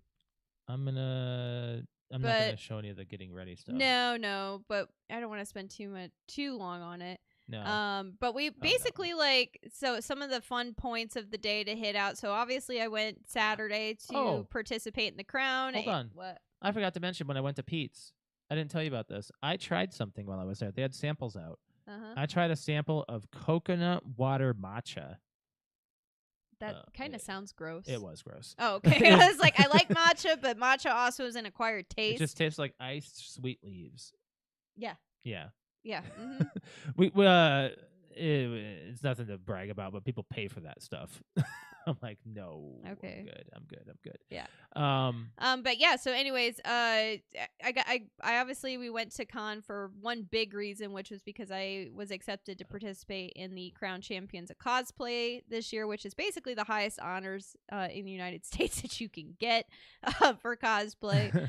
I didn't realize that when I applied for it. To be 100% honest, I had no idea. I just said, you know what, screw it. It's a free application. Let's see if I get in, and I did. So, Is there one of? I want a good photo of like the group of people around. oh, there is. us. I posted pictures of I know. it. So I'm it going is. to be scrolling through this. But I'm not So gonna the show it fun yet. things to point out that happened was I made it out onto the con floor for probably after prejudging, which by the way, prejudging went great. Everything Got there went right on awesome. time. Not really much to say about prejudging. It was like just nerve-wracking, and then afterwards there's like a special lounge just for the champions to hang out. It's called like the Champions Lounge, or we call it the Green Room. Yeah. And basically there was like a professional photographer in there with a big black backdrop and everything with professional like everything Do you want set me to up. show those? Sure. You don't have those on this. No, where I do you have shared that? the post. It's on my page. Okay. But basically like they've set you up and they did like a full like professional shoot of your cosplay, and I think like they took like there's like 18 photos or something, and oh my god, So like, these are going to be watermarked right now. We're trying to get in touch with the artist and getting them non-watermarked. I'm going to give a little bit of a fair warning. You're going to see a little bit of what looks like gore, but it's all makeup. it's all makeup. So please, fair warning on that. Don't report us for anything. No, so oh my god, I saw the first picture and I was like, I look like a fucking action figure. I'm And gonna I'm zoom like, in on this looks amazing. Oh, someone messaged you. Okay. That might have been the photography person. Yeah, it was probably them. But anyway, so we got like all these professional photography, like a session done, and everything. I'm really after that. I just kind of hung out in the green room for a little bit. I saw and met a few people from Instagram. Basically, like we all know each other from Instagram. Yeah. All of us cosplayers, and we got someone added us all to like a crown group. And so we met a few people that I'd been in touch with, some that I've met in the community just by going to like ICC and PopCon. And, you know, there's a couple of us that made it in for first timers this year in Crown. So just kind of like the group, by the way, is just so nice. Like the cosplay community is amazing. They're really nice. Like I know that there can be some like shitty people in the world, but like so far, like the cosplay community has been, at least like this Midwestern area, is so nice. They help each other out. Yeah. Like, even though we were all competing against each other, our group was very much like, oh, you know, I'm having issues with this part of sewing. I'm having this issue with my armor. Can somebody help me? And it was like, oh, sure, here, this is how you do it. I'm having issues programming lighting, and people helping each other out, even though they're all competing against each other. Like, and apparently the group, someone said something today about like, just being so happy. It was one of the people that flew over, and just being so happy that win or lose, it's all about your community and making friends and sharing ideas, and like not necessarily about the win, but being invited and being able to walk across the stage with everybody. And I was like, wow, this really is like a really positive, amazing group. Look at that helmet. I know, it was so nice. And then what was nice is that the photographer was like super into my cosplay. Like, and if I went to his Instagram, and I was like, you could just tell someone that like you can tell a photographer when he really likes something, and he definitely likes the horror cosplays. So yeah, he did like such an amazing job. Looks so good. It does. Like I'm getting every single one of these. So on the printed. Stream, I'm just showing close-up shots of the photographer's work, of Alex's photo shoot after judging. So all right, so we got a question on YouTube. So a question I had that I didn't get to ask was, the lady in the green as much of a hard ass as she seemed when she was talking about judging the sewing category? The lady in green. Okay, yeah, the green, the judge. No. So she is, a professional cosplayer, seamstress. No, when she was talking to you about your stuff and judging, she really is. I think they come off more serious on stage because it's a very serious competition, and they want you to know, like, you know, what you see on stage is not necessarily what you see up close. No. So the people that get chosen, you might go, oh, I didn't really like that cosplay. That's just nice and simple. Or I can't believe they chose this over this.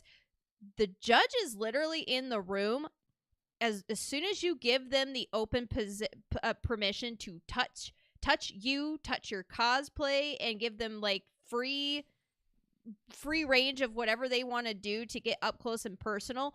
I mean, they come up, they're like touching my helmet, they're picking up my dress, obviously not to look under it like at me, but like they're picking up the fabric, they're picking up the fabric, they're fiddling in it with it, they're putting it up to close to their face, they are looking for every minor detail in your cosplay. Like, these people judge hard. Mhm. Like, it was intense, and I only had 5 minutes to present, which seems like a long time, but all of a sudden they're like, all right, time's up, and I'm like, oh shit, wow, did I actually do everything? I mean, I did.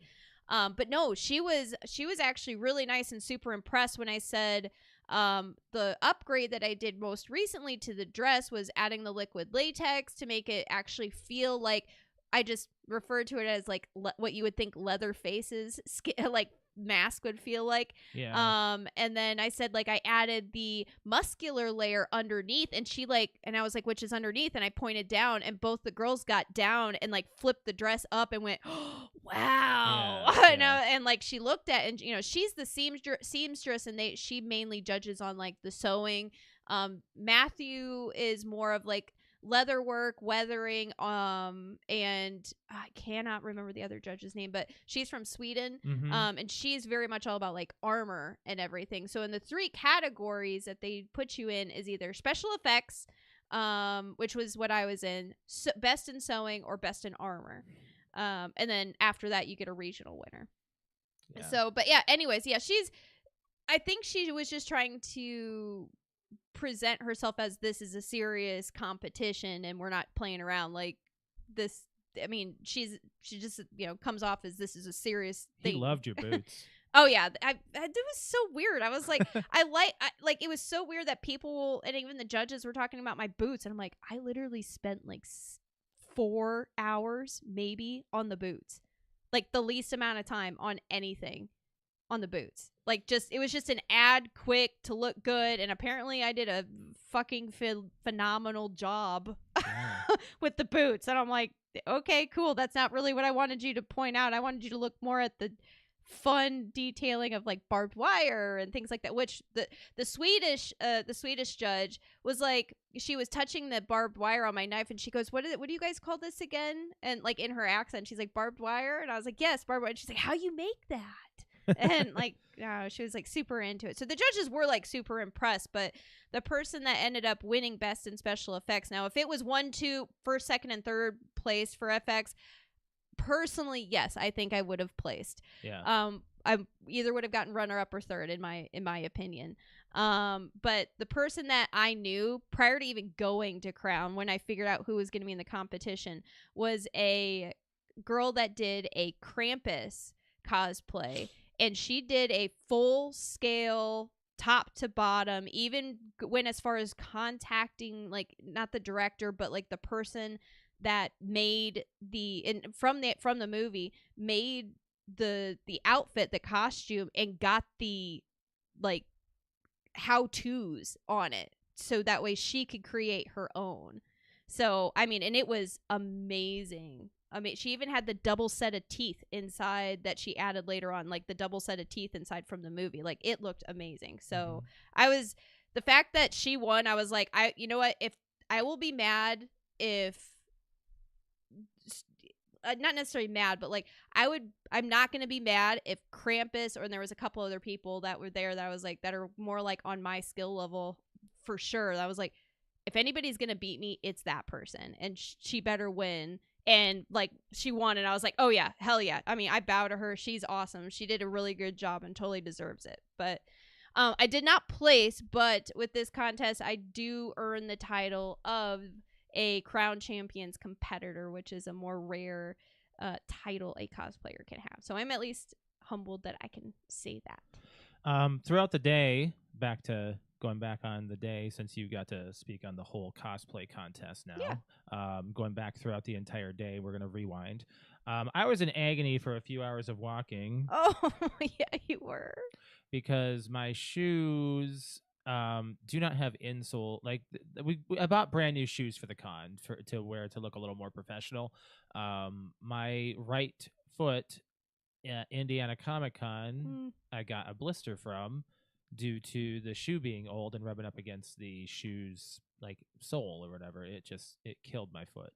So it's pretty bad. So on Sunday, you said it was the size of a quarter. I would say it's the size of like a $50. That's a quarter.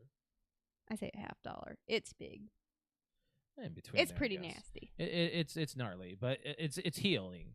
But what happened was I got a blister on that area when that Indiana Comic-Con last month. And I didn't think anything of it and got new shoes before we went. And I accidentally put 2 of my insoles in my right shoe.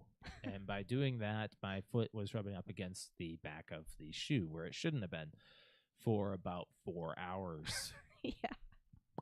I was walking around the con, limping. I was in so much pain. But at one point, I was like, screw it. I think we were out by the entrance by the C2E2 sign. It was like our second bout of going back in. We didn't go to the sign yet. I was like, screw it. I'm going to take these out and just see if that helps. And it turns out as I had 2 in 1, I was like, I got up at 6:30 this morning and did that. So that was like, I was half awake. It's my own fault. But anyways, there's a photo right here that I was showing that is of me talking to a group of people who had just taken photos of you or with you, and it kind of just goes to show like the kind of work that we put in together. Jake's taking the photo, so that's at least a good thing. Get to kind of see like the other side of it. Normally, I don't get to present to Alex that there's this group of people staring at her. Like, yeah, because I don't see anything. She doesn't get to see that. I just know that there's a lot of pictures being taken because I'm standing there for 5 to 10 minutes at a time, and it's nope, don't move, nope, keep posing, nope, keep posing, nope, you've got another one, nope, you've got another one. And there were many reasons as to why, because I'm trying to find another crowd photo. I don't need to show that one, but I want to show the one of like, I guess that's one, right? Yeah. This one right here. People would just come in 5 to 10 to 15s and just get in line, basically, or get in like a round and start taking pictures. See, she's holding her hand out to get a business card from me. Right. Everyone's like excited to see Cute Kitty's cosplay, you know, because you did such a good job on it. But throughout the entire day, we were just doing that, and I think there's one more photo I want to show. It's the group. It's like the not the group one, but of the entire con of that day that I think was taken. Was it this one? Yeah, that's a photo. That's a video, but I can show this anyway. You can. Yeah. Your reaction is legit. That was only like a quarter of the con. Yeah. Where I'm actually like, I have my helmet off and I'm upstairs and I can actually see how many people are down there. And I'm like, so I'm gonna go back down there. You're giving this look like, oh God. I'm like, I'm about to go back down there. There were so many people. Look at this. I'm gonna pause it right there. Look at that's that. that like just this video alone was a quarter. That you still have up to the north, up to the back, and to the side of that many people in the hall. In the hallway too. This stretches out. There was like 85,000 people or something. Not even kidding. Probably it was sold out for the day. Yeah, Saturday was sold out. Look at that amount of people. Yeah, like, it was just ridiculous. Alone. I'm like, I'm going to go back down there. I'm scared. So every single crowd we had, Jake and I were handing out business cards as much as we could, and we did not hand them all out. Right. Like to everybody, because people would snap shots and leave. Like, they were so quick sometimes. It was... There's close to like 1,000 photos. Yeah, we met at least around... If I handed out a business card and it was to a couple... There's 2 there. So we handed out at least 250 to 300 business cards. Mm-hmm. Double that at least to triple. Yeah. Like, it was a lot of people. So many. And that's not even counting like on the way out, like when I was standing outside from Crown. Right. And all the people were coming out. Yeah. I don't know about any other photos I need to talk about. We can talk about some of our experiences. We took a lot of breaks. You napped. Yeah, I did. Oh my God. It took do you know how much it actually really helped? No, I put my head back and I was that tired from the day. I was like, I can't go back down to the con floor. I was like, I need to rest. And I put my head down. I put my head down for like, you can probably close that out. I think that's them. Yeah, it is. I'll have to like look at it afterwards. Okay. I want to show this one. I put my head back and I was out for like 30 minutes. Like I had my head on like a railing, like on a seat, like a soft bench, but there was like not a backing to it. And I had my head like back on a railing, and I just like knocked out for like 30 minutes. Yeah, I mean, and I was like, all right, I charged my phone for 30 minutes. I got another couple hours in me. Let's go. I wanted to do a lot more, but you just by the end of the day you were so done. It is so. Being in these boots, I will tell you, is so much easier to walk around. I could walk around it for days in these boots. It was mainly just for one, my social battery, and then for two, it's the helmet and the fact that I have such a straight neck. Doesn't matter the type of weight. It's my spinal cord gets inflamed very easily. I love this photo, by the way. I know. I'm surprised you don't have this as your thing. I should make it that. Yeah. That's a really good photo of you. I was really happy I got that shot. And not like with a group of anybody. Oh, shoot. I just clicked that. Yeah. I wanted to show one last photo of the day, which is basically you when you're passed out. Oh, you're going to show that. I should, right? Yeah. So, but yeah, so the story behind... Well, I'll show that at the end. I'll show that when we're done talking about the day. Yeah, so the story behind the photo that we're going to show is... No, we still have to talk about the day. Hold on. Oh. So you slept from 4:45 until 5:10. Okay. It was about a half hour nap, by the way. When we got back from the con after all was said and done, we got out of the parking garage, and if we'd have just taken a right, we'd have walked all the way back to the hotel. I turned to my left because I was like, I want to see what's over here if there's something we can grab real quick, and I saw tacos, which is open until 1 a.m. I was so happy. Yeah, it was perfect. I was like, all right, well, we're just going to get tacos. We were like, well, we would just get a pizza delivered because I was like, I don't really want pizza. We had pizza at the con. We were trying to try things that were local at least. And this is a local taco place. And I don't remember the name of it. I don't remember. But man, they were very accommodating. They had like a salsa bar that I tried. Yeah, you grabbed a few different flavors. Yeah, you didn't want any of that. I just wanted tacos and go home. You were like, okay, so I was also wearing barely any clothes, and it was like 40 degrees outside with windy. So cold. It was downtown. so cold. I just wanted to grab tacos and get in a hot shower. I forgot how cold it was. And also, while we were there at the taco place, you were only in your dress and like the rest of your makeup that you had on or whatever, and somebody spotted you from the con. Oh yeah, somebody from the con was like, "Excuse me, didn't you just compete?" And I was like, "Yeah." She's like, "You did such a good job." Oh, I forgot to also mention that at the con you ran into our regular. My fan. Yeah, Melissa. She is so fun. She yells your name across the hall. Alex! This time she said Alex instead of Cute Kitty. Yeah, this time I was going up the escalator and there was like a pond of people and you just hear Alex. And I was like, oh, there she is. She's trying to find me all day. Well, the thing is, like, I wonder if she was even there all day today because, like, she shows up and she texted me earlier on Instagram. I was just not on my phone. Does she go to like panels and stuff instead? Yeah, she just walks around and does normal stuff. Right on. No, she was really funny. Yeah, she actually finally introduced herself to me, but I was like, at the end of the day, I'm just like, I am done. So I don't even remember like most of the interaction. It's cute having fans like, that know you that so know me, well. and then they're traveling hours and. Whatnot. Well, yeah, you had of course, not only the people that you were in touch with in the Instagram. Oh no, I had probably like 10 people that recognized me from Instagram that came up and were talking to me and whatnot. It was pretty cool. It's great to network like that when you go to cons and you get more and more like. I was like, "Yay! My brand is growing! Yay!" So back to the tacos, we had that, and you fell asleep on the phone talking to your dad. I thought that was hilarious because he was like, "Hey, maybe we can get together and talk about the con a little bit before the show or whatever." And there was a pause, and I turned over and was like, "She's passed out." So you said goodbye, and this is how I spotted you, and I had to put this crown on you. There's a story behind this crown. So first of all, they hand these out to everybody, every cosplayer that was competing. Everybody at the crown. They 3D printed a little golden crown that says C2E2 25 on it. And did you put that downstairs? Yeah, it's downstairs. Okay. I put it on my book in the case. But yeah, and they handed it out to all the crown competitors. So this you fell asleep like this, but the thing is, like, I put the crown on the top of your head, like where the pillow was, so it looked like you're actually wearing the crown as opposed to it being on your head like that. And it fell behind the bed. So I had to pull the bed apart from the wall. You never moved. I was dead, man. I had I was running on negative energy, okay? I were gone. couldn't think. I could barely see. Okay?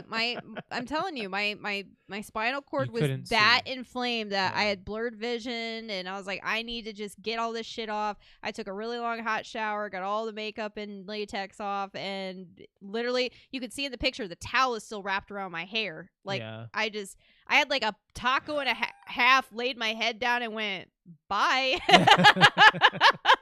And I did not move the entire night because when You I woke up like that. when I woke up like that. I took the crown off, of course, but that was just for the photo's sake. I thought that was hilarious to do, just being goofy. But the thing is, like, you had It was the like a day longest at Disney day. World kind of thing. Like, you get the kids, like, us leaving for Disney World, and they're all excited and they're awake, and it's like getting back from Disney World, and they're all like, dead. You showed all the photos on your stream, right? Yeah. Okay, so Yeah. if you want to catch the entirety of the con, Yeah, and if you want to watch the entire actual show, like the showcase for the crown, we can't show it on here. No, you literally can just We could show Jake's go to video. YouTube and just look up 2025 C2E2 crown competition, and Let's show Jake's. you'll find Let's it. show Jake's view, at least, of you walking. Is that cool? I don't care. Yeah. Yeah. So this is so your brother, he got in line early, and he was like, man, there's at least like 300 people in line ahead of me or whatever. And it was maybe like less. 2 hours prior to the show, Yeah. and there was already a 300-person line. So turns out There was they're like like friends three- and family will be able to get in sooner. He said there was like 3,000 people Yeah. in the alone. Just like, there's no picture of the crowd, but apparently there was like 3,000 people in the crowd. Yeah. So he was able to get second row-ish, and this is his view of you walking across the stage. So we'll show this real quick. This is a quick clip of you going across. I like that they used. I didn't pick that picture. No, They picked the did all picture. that. So here they're helping you up. See, you can't even tell you tripped. Yeah, I'm She glad. stumbled off the I ramp. did, because the ramp's a piece of shit. So So- I was pissed off at that, but yeah, nobody saw me trip. But 'cause I this was is still behind the such a curtain. great view of you going across the stage. Make them wait for it. Boom. I was gonna swing, but the stage is not. It's really Solid. not as stable as everybody thinks it is. So I was like, I just went ahead and did a pose in the middle, and I'm like, fuck it, I'm gonna go and do like the bat pose, is what I call Look it. at the underside of your dress. Yeah, I know. He didn't post a photo of that at all. Then you lift it up. Heck yeah. Yeah, and the crowd's going nuts. Here they are. Oh, it's so good. I've got the judge behind me taking photos of me. She was so like into your cosplay. Yeah, you can tell that they were trying to like stay, don't like, no smiling, no non-biased as Yeah. possible. Yep. So, oh man, that was quite a night, quite a day. But I was your handler for the day, and I did my job. I hope I did it well. Yep, At least you and Jake as a team were. Once you guys got your flow, Yeah. it was amazing. the flow didn't happen until after you dropped the knife. You guys, it was fine. It happened. That was stressful. But I did get to meet and get a video Oh shoot! with Well, I guess I should like show one of my that. new favorite wrestlers. We were talking about Joe Hendry on the show before. Yeah, so I did get to what's funny is they were not advertised on the C2E2 like celebrity row at all, that there was going to be wrestlers there. We just so happened to be in the little kind of corner like by a comic book area, and I was like, why does it look like it's set up like wrestlers were here? And it was one for Jerry the King Lawler and Rikishi, Matt Hardy, Kane, and Joe Hendry. Oh, that's the video. You didn't double post it at all. So I'm just gonna play the video, but I'm not gonna play. Just it. make I can play the audio, I guess. Yeah. sure. Make sure this is not the one. No, this isn't. Okay. But yeah, so I got to meet Joe Hendry, and the funny thing is that so Josh is sitting there trying to like get PayPal out to be able to pay for like the photo, which was like $40. Not nothing bad. And he's talking to me. He's like, "What's your name?" And my name is Alex. And he's like, "Oh, I absolutely love your cosplay. You made all this?" I said, "Yeah, I'm competing today in the crown competition." He's like, "Oh, well, good luck." He's like, and then he said, like, "How long did it take you to build this?" I was like, "Somewhere around." Jesus. That's not playing yet. Hold on. I'm sorry.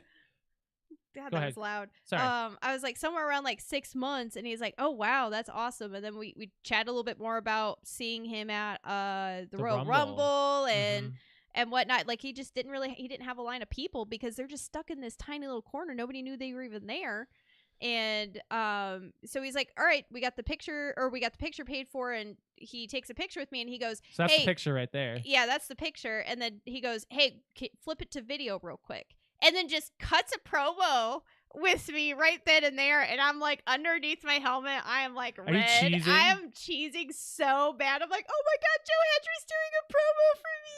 All right, I'll play this real quick.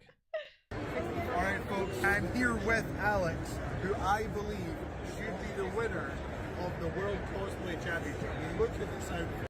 Okay, I'm going to pause it right there. Jerry the King Lawler is checking you out this whole I know. time. You and Jake said that he was staring at me like. Look at that. As soon as I walked up, he wouldn't take his eyes off He me. does not. I'm going to replay this. I know I had to stop that, but I'm going to start it all over again just to point that out. I Okay. couldn't believe how observant he was.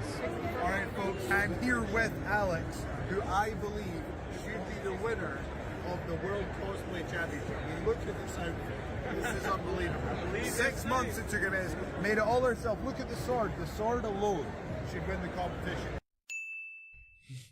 So Alex has my vote, which means it's the only vote that matters. She is going to win. That's awesome, right? I'm going to cherish that video forever. That's so good. All right. That's not Jeez, playing through it. it's not loud in playing my through it. head. It's fine. But yeah, so that was a lot of fun. So Josh tells me he's my age. Yeah, he's 36. I had no idea he was 36 or my 37. Yeah. But yeah, I went up there and was kind of gushing. You were. It was all just because like, it's the accent. He's not my type, really, at all. No. Josh knows that. It's just like He bleaches his hair. Well, yeah, that too. That's definitely not my type. But the other thing too is our person in the green room that ran the entire thing that kind of kept everybody in line, and the schedule person. She was. I think her name was Samantha is what her name was. But I think she was British or something, and she like every time she's like, "Okay, everybody, settle down." I can't do accents at all, but she had it. She had such a strong accent. She's like this, like, UK mommy, and I'm just like, I was like, oh goodness, everybody be quiet. We're just gonna give us some tea and crumbs. Good instructions here. So we slept in until around 9. Like that's when everybody got up. And then we checked out at about 11. I let the manager know about the issue and about the heat. Yeah, they took some money off of our hotel room, which is fine.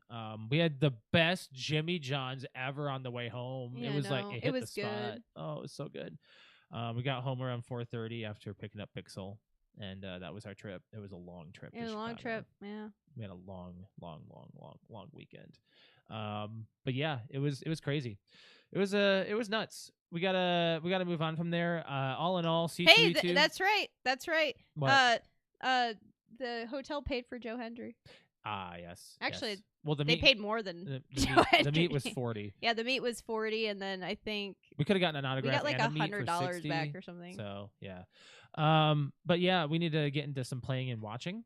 I've been playing some stuff. You haven't been. I haven't because I've been too busy trying to like make the world's best Pyramid Head cosplay. We played some Warzone. Call of Duty's back with the new season, and we played some Warzone before. You guys won your first drop? We won our first drop with both. Was it automatic quads? I think it was. And we had a random, and we won. And then we played with Quentin, and we won then too. So we got a couple of wins that time. So playing some casual Warzone is always fun. I'm enjoying it myself. I would love to go back and keep playing it. So probably gonna be seeing that on my stream this week.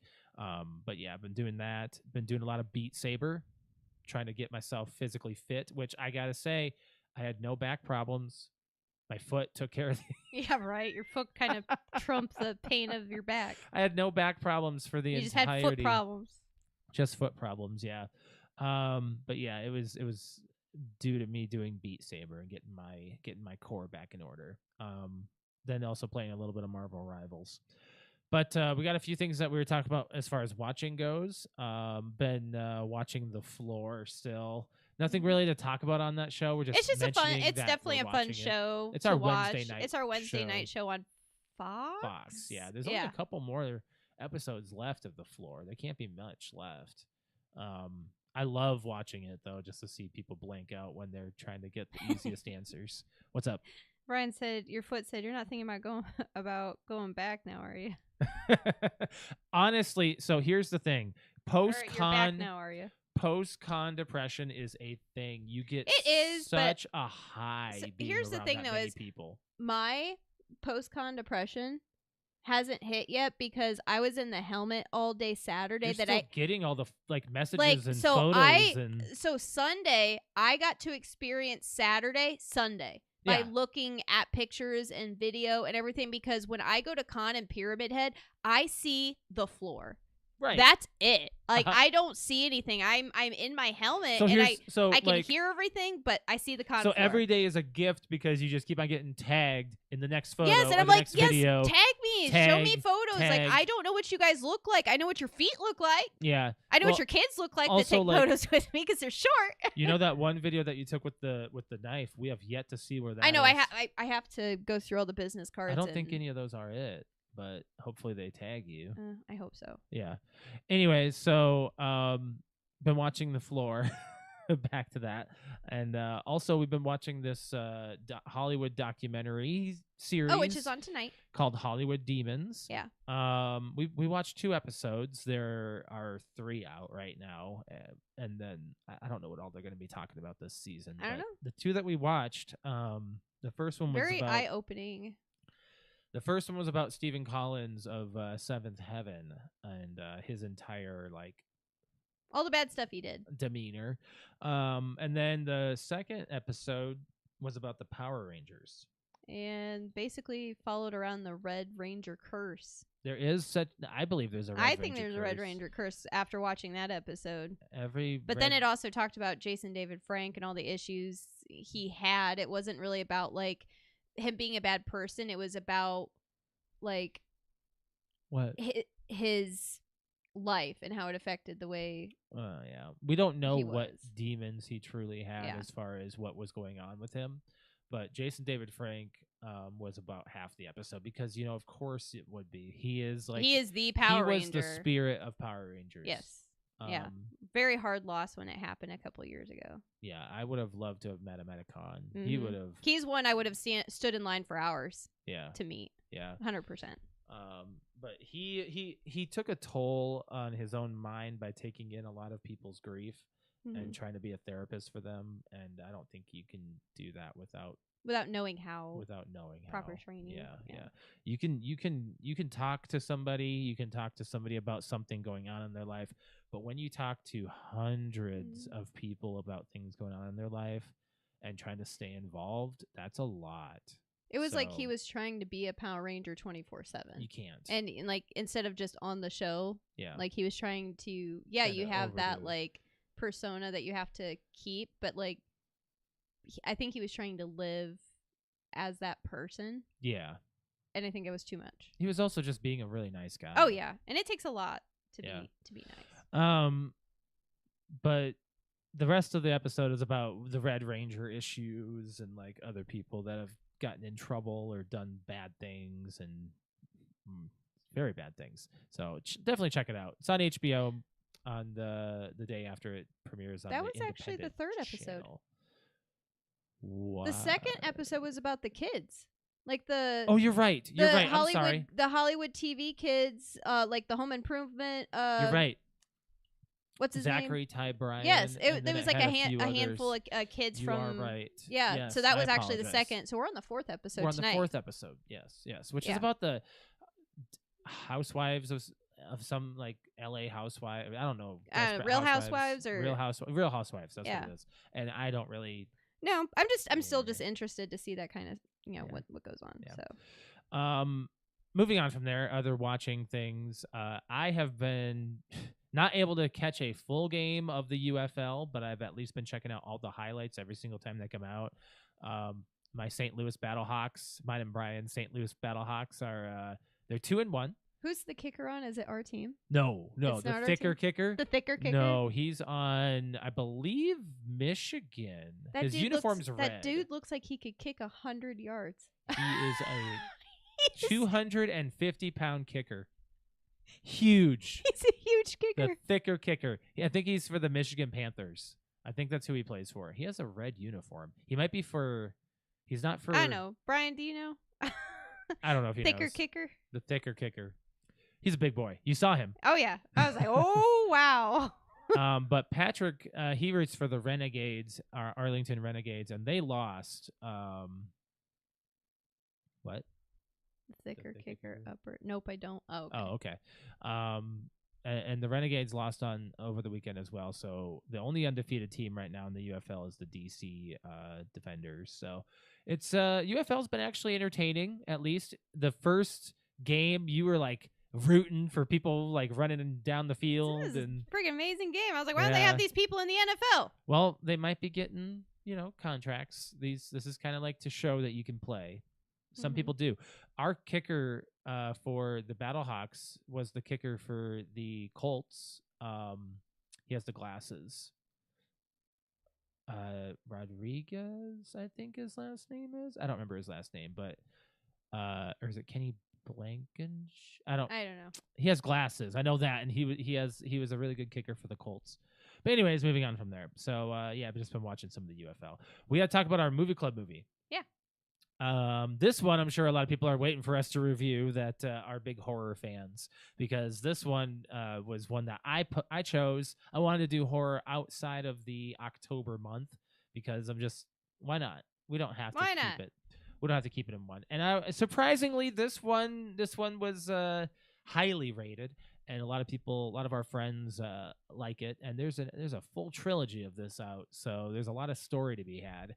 But this movie that we chose was called X, and this was my movie club movie choice, and this movie came out in 2022.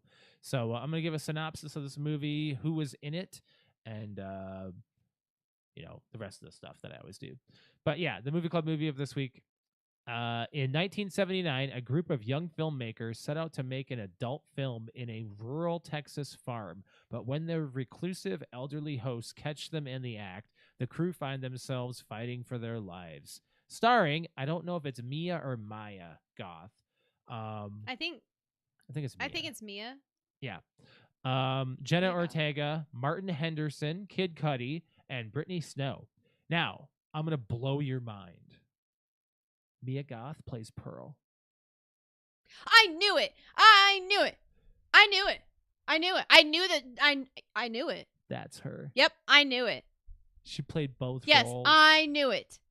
How crazy. There was something in me. I was just like, I bet you that she's playing the same person. How'd you know? It just was like, I don't know if it's just like because I know special effects and stuff a little bit more. I'm not trying to like be all like, oh yeah, but, me, Alex. But like, but no, but effects. seriously, I was like looking at the way that they were like kind of mirroring each other, and I was like, I really feel like that's the same person. But I don't know, I just kind of dismissed it. But I knew it. That's her. Cool. So she also stars in Pearl and Maxine as Pearl and Maxine. Cool. So yeah. How crazy is that? I did not know that. I went in unbeknownst, and I went into the IMDb, and I was like, oh, I'm going to tell you this, and it's going to flip you a little bit. Yeah. How crazy is that? She played both roles. So good job for her, like doing that. But Martin Henderson is Noah from The Ring. Mm-hmm. So, I mean, like, just... people we've seen before. Yeah. Critics give this a 94%. Fans give it a 74%. The budget was $5.3 million. Box office 15.1. So, of course, it was a success, but not the level that some people would have expected to. But it did come out post-COVID, and theaters are trying to get there. And it was also an original movie, so this isn't like... this is coming off of like it's an original idea. So, what'd you think of it? Different. Different. It was different. I love the quick camera cuts. I do like the way it was filmed. After it was done, I told Josh that it reminds me a lot of like the 2004. Is it 2004? The Texas Chainsaw 3. It reminds me a lot of Texas Chainsaw Massacre from 2003 mixed with like a Friday the 13th. It's got a good Friday the 13th. It's like vibe. definitely like it feels like the way that it's shot and how it's like just done overall feels like it's those two like just melded together. There's no like paranormal element to it. It's all basically just based. It's just horror. Horror. Yeah, it's and horror. Real life horror. It also really.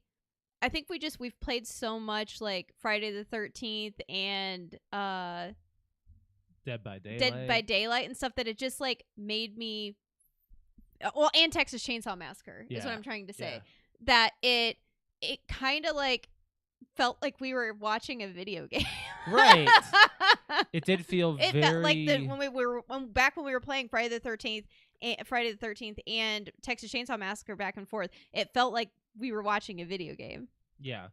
I will say that, you know, some of the characters just not Brittany Snow's character, Jenna Ortega's character, both of them dumb moments in the movie, of course, where they do stupid things. It's one of those like horror like things, like you just gotta have the dumb blonde or the dumb young one, and and then you have to have like the funny person, almost like, you know, when we're watching like what's our favorite Cabin in the Woods. Yeah, like you have to have the innocent one, you have to have the jokester, and then you have to have the party, the alpha, the alpha, all of that. So it's laid out just like that, actually. But the main character is a whore and a party goer, so she's kind of like all mixed like together. The innocent guy was the first one to die.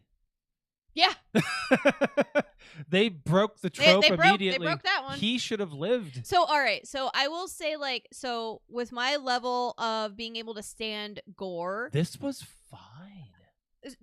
The only scene that really made me like go, all right, that's a bit much and a little over the top for me was the first death, which was his. He was getting stabbed, continuously stabbing. Yeah. So that kind of like, so I do realize like I can really narrow it down to certain gore that I don't like. You don't like mushy gore. No. So it's fine. It's more of the killing somebody after they're already dead, like the excessive stabbiness, like like anything that involves like stabby mutilation and stuff, like like that, like it just kind of gets to me like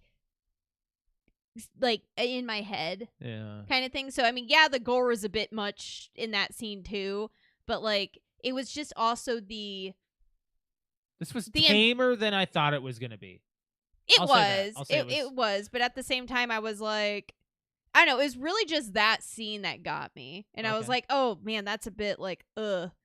They really did the cow wrong, though. I'll tell you that. Like the cow that like got at the beginning that like they passed and then apparently got hit by a car, and I'm like, I've seen so many hit by cars in my time as a vet tech, which is unfortunate, but I will tell you it does not look like that. This does give a good callback to 70s, 80s horror. It does. Like, it actually made homage. Me, and the way it was filmed, made me actually ask Josh, like, when was this filmed? Because like I actually did not know it was recent. I thought it was like more of like Jenna Ortega's in it. Well, I know, but like you don't really see her till a little bit later.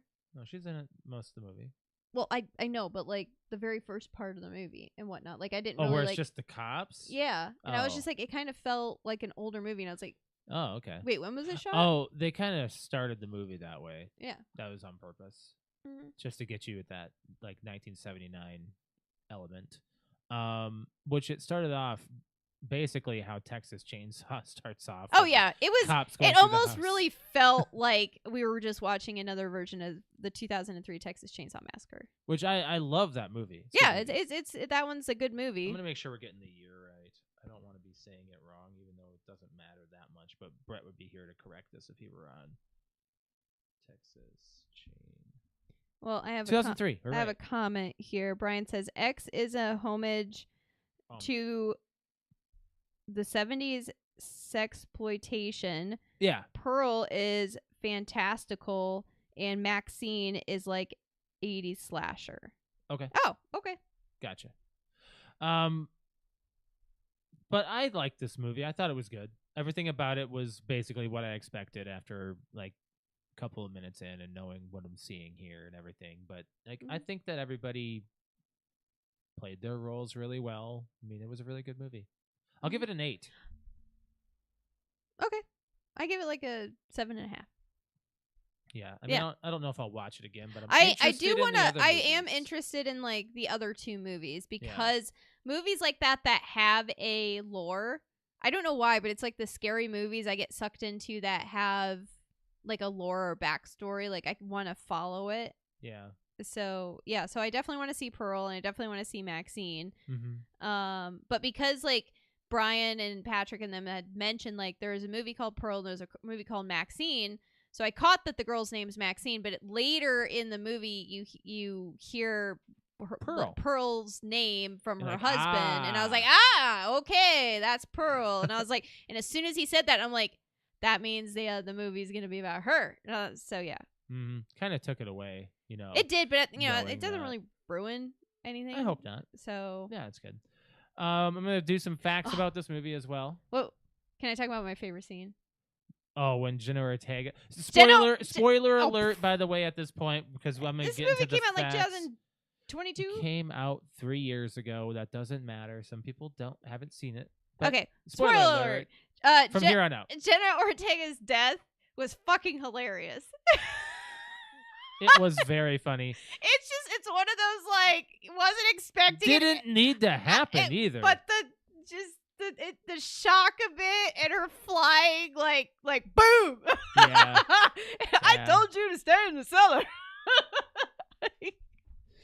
Oh yeah. Oh my god, that was like you lost. I don't know. It was just it's things like that. Like okay, I can't laugh while the guy's getting his neck sliced to shit, and I can't laugh while the guy's eyes are getting popped out, and what like you know that kind of stuff. But like for some odd reason, the gator death was dumb.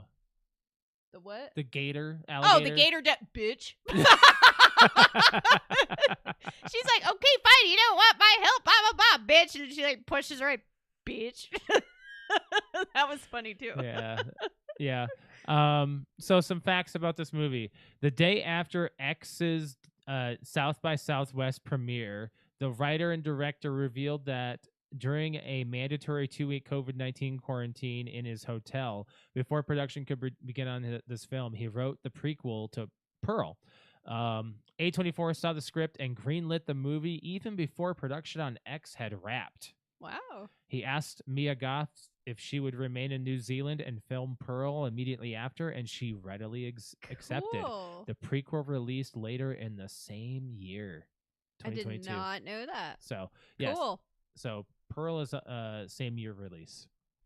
Awesome. That's kind of why I was like, this entire franchise came out so quickly. Like, so I don't remember anything about Pearl. I digest don't between. remember anything about X, but Like- I do remember seeing a lot of Maxine. like trailers and stuff. Like, watch Maxine. Watch. I was like, I don't know what this shit is. Right. The title of the film refers to the X rating used by the MPAA from 1968 to 1990, which indicated that a film was only suitable for an audience age 16 or older. 16? This is before it became 17. Yep.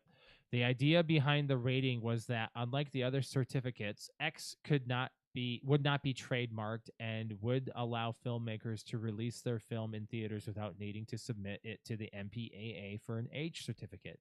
In the 70s, the porn industry would end up exploiting the rating's lack of a trademark by releasing pornos in theaters with that same rating. I was just gonna ask how did they get around that? That they did.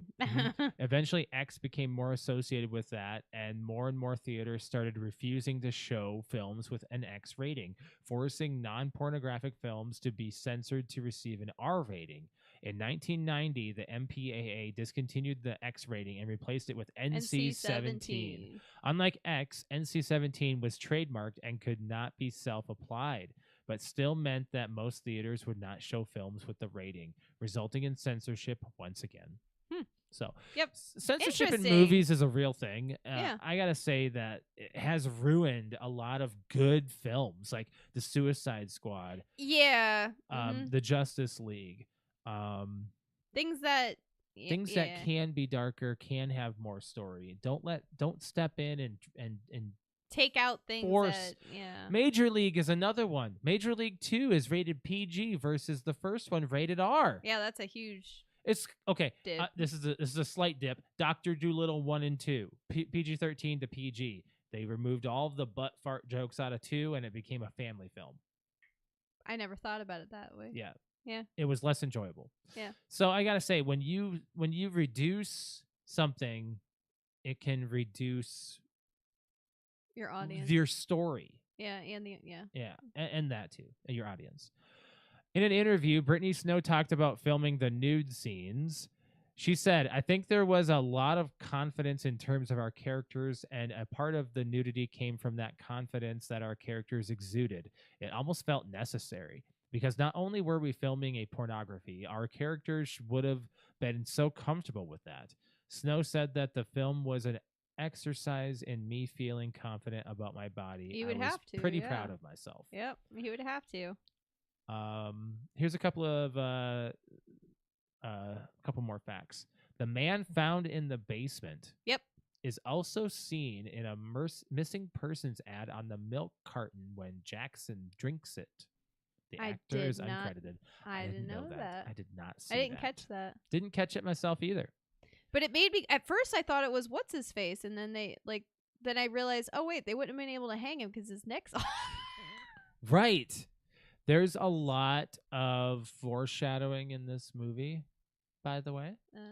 When Bobby Lynn exits the strip club at the beginning of the film, which is Brittany Snow's character, a large mural depicting a blonde woman with an alligator pulling her bikini. Oh! Yeah. Yep, foreshadowing her death. Wayne, in conversation with RJ, tells him that people's eyes are going to pop out of their skulls when they see the adult film they've made. Wayne later dies with the prongs and the pitchfork. And at another point, when Wayne advises RJ, never let a good woman out of your sight and never mention her weight.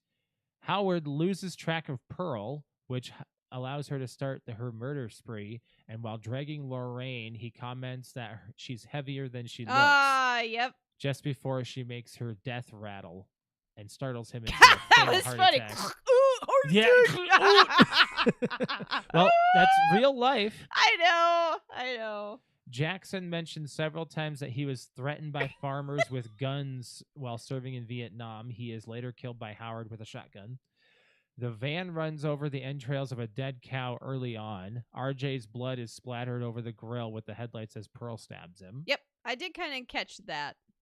Pearl meets her end when Maxine backs a truck over her body, crushing her head. In addition, when Howard and Jackson go looking for Pearl, Howard mentions his worry that Pearl will fall and break her hip. And that, I caught that. And she goes, ow, my hip at the end. I caught that one. I wonder why I thought that in my brain when she shot the shotgun. I was like, she broke her hip. I think they just put it in my brain because they subtly mentioned But yeah, I caught 2 of those. So those are the recoil causes the fly back. So yeah, those are the subtle nods there. Lorraine references Psycho during a conversation with the group. Later, Jackson discovers a partially submerged car in the pond, similar to Marion Crane's car being dumped in the lake by Norman Bates. One last fact here. It took up to 6 hours to put Mia Goth in full makeup and prosthetics, including 30 individual prosthetic pieces to become the character Pearl, who is about 4 times Maxine's age. So, cool. All in all, good film, and there's a lot behind it that I didn't know, and the fact that Mia Goth did both roles. That's cool. Very good. Very good. Very good. Very good. And yours? What is your movie? The Substance. The Substance? You had this ready. Yep. Let me put this in my notes first. It was the one that was nominated at the Oscars. Or I think is that the one with it's the one with Demi Moore. Demi Moore. Yeah. This just came out too. Yeah.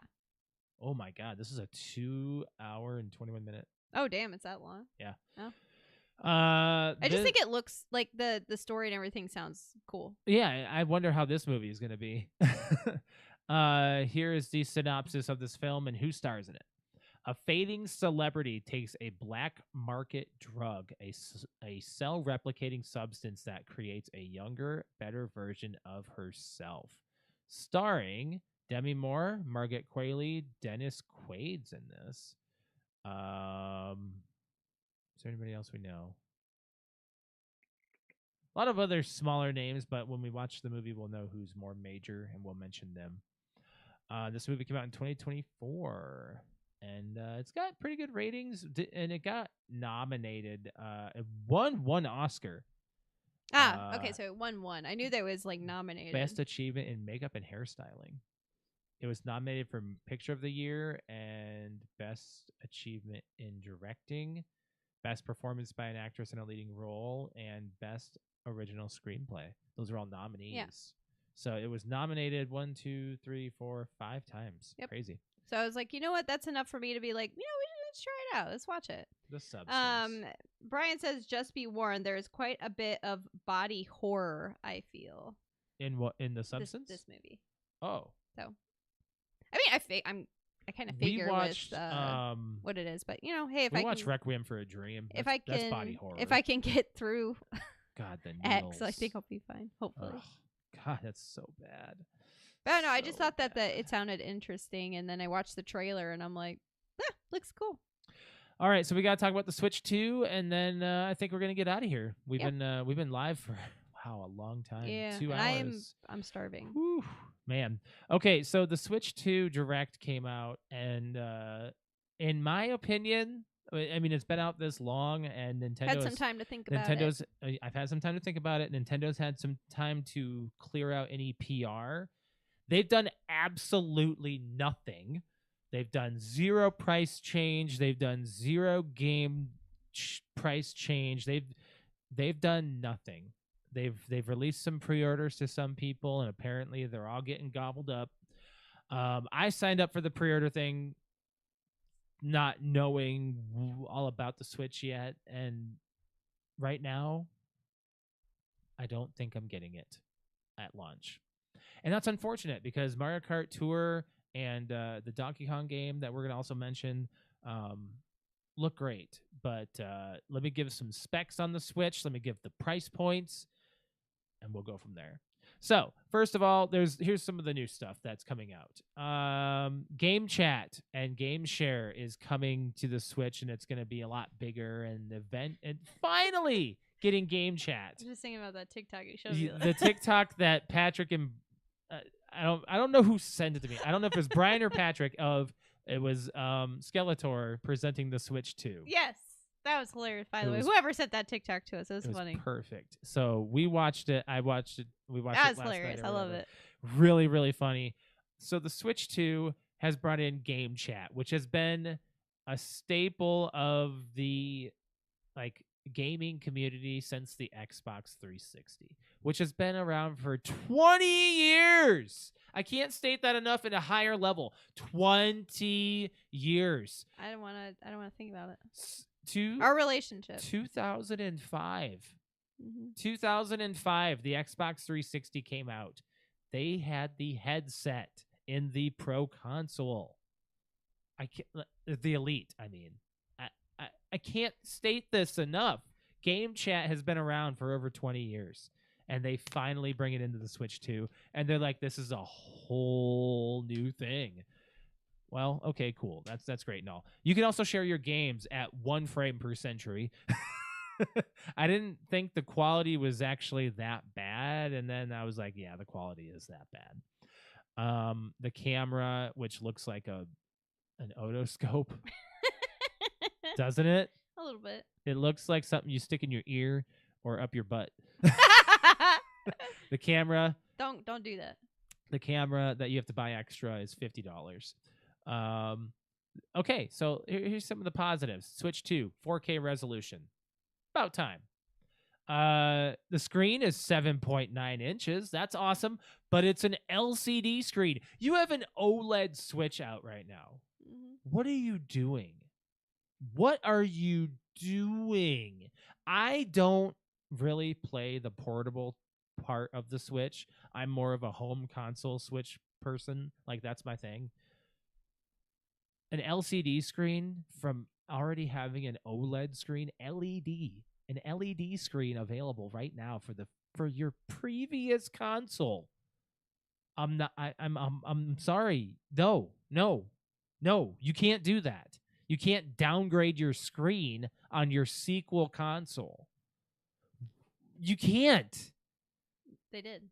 They did, but it's awful. It's awful. Like you're like, whatever. But you have seen the difference, and if you're buying a new console, you want the good difference, right? Yeah. I thought so. 256 gigabyte internal storage. That's great for the size that it is. That's awesome. It's like quadruple the size of what the Switch has, so that's pretty good. USB-C port on top and the bottom of the Switch. So while you have it on tabletop, while you're portable playing it, you can have it charging. You can have it plugged into the wall and have a camera plugged in at the same time. I mean, there's a lot of good things about that. Let's talk about how long the hour life of the Switch is outside of the dock. 2 to 6.5 hours of game time. 2 hours to 6.5 hours of game time. That's a full complaint right there, man. Yeah. The Joy-Cons are magnetically snapping into the side of the console. That's a great positive, as opposed Alex to the loves slide. that. The slide you hate. I hate it because it feels like I'm going to break the damn thing. Right. Another good positive, there's local play with other systems when you have only one game. So, like, if you're in the same area and you want to play a Mario game, you don't want to be on the same screen. You can be on separate screens. That's awesome. I like that, especially when you have kids. That's the specs of the Switch. That's about it. Price point: $449 at launch. No. When you put a 4 in front, if it was $350 In this economy, if it was $350, maybe. I was hoping it'd be $299. Yeah. That was my guess. Yeah. Same. The Switch launched at $350. I believe. $300. It was around there. So the Wii the Wii didn't go past $300. It was $250. I think it was $250. Like, I could be wrong, but I don't remember. The fact that you put a 4 in front of this, You will make more sales if it's $299. $399, $299. If you bump it off 100, Yeah. um, You'll make a profit if you It's bump it down $100. $499 with Mario Kart World. This is PlayStation 3 launch, like, prices almost. It's like $500 for a console. No, I'm sorry, but no. You're not getting me with that price point. And you can say inflation, you can say this and that and the other thing. When you put a 4 in front of that, and you're not a Series X or S, or X. S is like $250, $300 for the S is all you can really pay for that. The X is a $400 or $500 console. That makes sense. Not the Switch 2. I mean, can you weigh in on that? I mean, I feel the same. As soon as they announced the price, and I was like, are we really gonna get that? I thought about it for a very, very and I was long like, time. I mean, what is it that's gonna make us go? What's the selling point for us? And I'm like, yeah, not really a whole lot right now. Not a whole lot, and it's very unfortunate.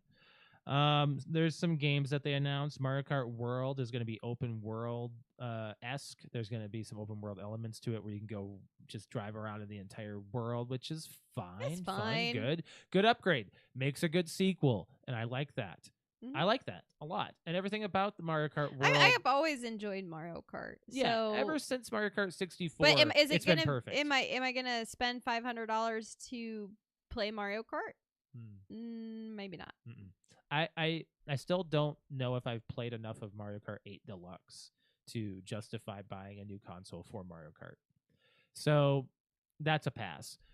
But then they announced Donkey Kong Bonanza, which looks great.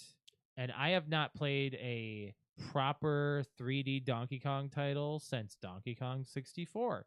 So you should be just as excited about this title. I'm not. You're not. I don't like the way it looks. What is it that you don't like? Is it because he has pants on? I think his whole look looks weird. That is the only opener. That's the opener. He loses that. His pants fly off. I'm not saying his pants. And he looks... His face, like, I just think the way they modeled him looks... Oh, no, he looks fine. I think they're modeling him fine. I think, like, I'm just very biased about the... You like his eyes being big and white as opposed to having I like the model of 64. You gotta get past that. That is my Donkey Kong. They want him to look more monkey-esque. And I get it. I think it looks... the game looks cool, but if they were to put the model of, like, the 64 design in it, so I would have been like, the okay, people who made Mario Odyssey made this game. I did hear that, yeah. And you know what Mario Odyssey had? Outfits. So odds are you'll be able to see different types of Donkey Kong in this game. So don't let that dissuade you. I'm going to defend it a little bit. Okay. There are some other games that were announced that I don't really think are worth mentioning, but here's a few others. Switch 2 game upgrades, they're giving that, but you have to pay a price. And I don't know how much they are, but these are the games that are getting upgrades. Mario Party Jamboree, they're doing both of the Legend of Zelda games. They're getting Switch 2 upgrades. Metroid Prime 4. These other two are free. Mario Odyssey and Mario 3D World, I'm guessing they're getting 4K upgrades for free. Yeah, they're probably just graphic updates. Yeah, just graphic upgrades. And then the other thing they launched or that they announced that was a big seller for me was they're adding GameCube. Yeah. But But the titles are not worth it. For me, anyway. Soul Calibur was one of them. I don't remember what the other two were. I'm still waiting on Pokemon OG. Oh, Legend of Zelda Wind Waker. And I don't remember what the third one was. But I'm just like, nah. When do I get Pokemon? I don't know. They didn't do any Pokemon announcements. So well, they did prior to the Switch too. Oh, there's new Pokemon games. Yeah, that are and coming there is out. and the Pokemon game that is out for the Switch is getting a Switch 2 upgrade. I forgot to mention that. That's also getting an upgrade. But I want yellow, red, blue. I know. Yeah, like, I want that. I get that. That's what I want. So that's the Switch 2. There's a few other things that got announced, but I don't have that written down. Well, the handles, the nunchuck things, the what? Joy-Cons, they turn into a mouse. Like yeah, that's cool. Yeah, that was like I do like the little techie upgrades that they have for it. I think that's a cool new thing. Yeah, I agree. But I'm gonna say that the Switch 2 is not worth the price point at all. Like I'm not. Oh, and they're bringing in like Hey You Pikachu type stuff where you get to like jump and like you yell things for Mario Party. Yeah, that's so. I mean, that kind of those are upgrades. fun things that they added in. Yeah. But do you remember how much Hey You Pikachu worked? There's more to that. There's more to it. There's not just that. Like, didn't they already try this with the GameCube microphone? And didn't Connect try this already? And yeah, Connect did it too. Got past that point. It's like fun for I don't know kids. Well, or like a group, like a party. Yeah, we gotta get out of here. I'm getting tired. Switch 2, not worth it in my opinion. I don't know. I think we gotta wait for it to be out and maybe like. And it's not even a budget issue. Like I'll have. This is the first time I actually will have the budget for a console. Yeah, we'll actually have a budget saved up for and it, but I don't want it. Yeah, I think that we should. That's I think we should just like hold off. Like I wait will, a little bit. I think I'm gonna wait for the. At this point, I would much rather like get a new Xbox before. We probably do need to get another Xbox. Yeah, then get when a Switch right now. My PC upgrade, you're going to be getting probably another Xbox because we're going to need one for each location and the living room. That sounds like a lot. We just buy an S or another X, which X is just whatever. Just get a digital one. Yeah. Whatever. Anyways, moving on from there, guys. We gotta do some plugs unless there's anything else you want to talk about. I don't think so. No. We had this is our 9-year anniversary, so we're just happy at least everyone who did join us in chat and watching. We appreciate you guys. Old fans and new, you guys are awesome. We started this show 9 years ago, and we did not expect to keep it going this far. Then again, we never even had like a 5-year plan on this show or a 10-year plan. It was just record It was weekly just sit down and talk do about movies, stuff we're playing and watching. And Brett came to us with this idea, and it snowballed into a project that just kept going. And he had, if it wasn't for him, it wouldn't have started. And if it wasn't for me, we wouldn't have had the graphics. If it wasn't for you, we wouldn't have had the female side of talking about things. And if it wasn't for all of us coming together to bring all these ideas, we wouldn't have had a show. But we took ideas off of each other and bounced different ideas. Brett had like trivia, and he's had either or Stories. his either or stuff. Yeah, it's either or. All of his I forgot about either or. Yeah, that was a ongoing segment for a very long time where he this or that kind of stuff. Yeah. We brought in different topics, The movie segments. club thing, the The movie slang club thing. The movie club movie actually became a segment on the show. We started talking about it, like we should, like as we were talking, we're like we should do a movie every week about something new, or introduce a movie to somebody else, like something that you were passionate about, or I was, or he was. And we started showing off different titles that we were passionate about and trilogies, and eventually it got into, we have watched, let me look at this here. I do this every now and then where I talk about how many movies we watched. But if I scroll all the way down, we have watched 231 movies. Does that include X? Yes. Wow. Yes. 231 movies. And I don't remember half of them. I know. It's like you name off some, like, oh, we watched that for movie club. I'm like, I don't remember that. Like, for example, if I'm just gonna throw one out here, we watched Fire with Fire.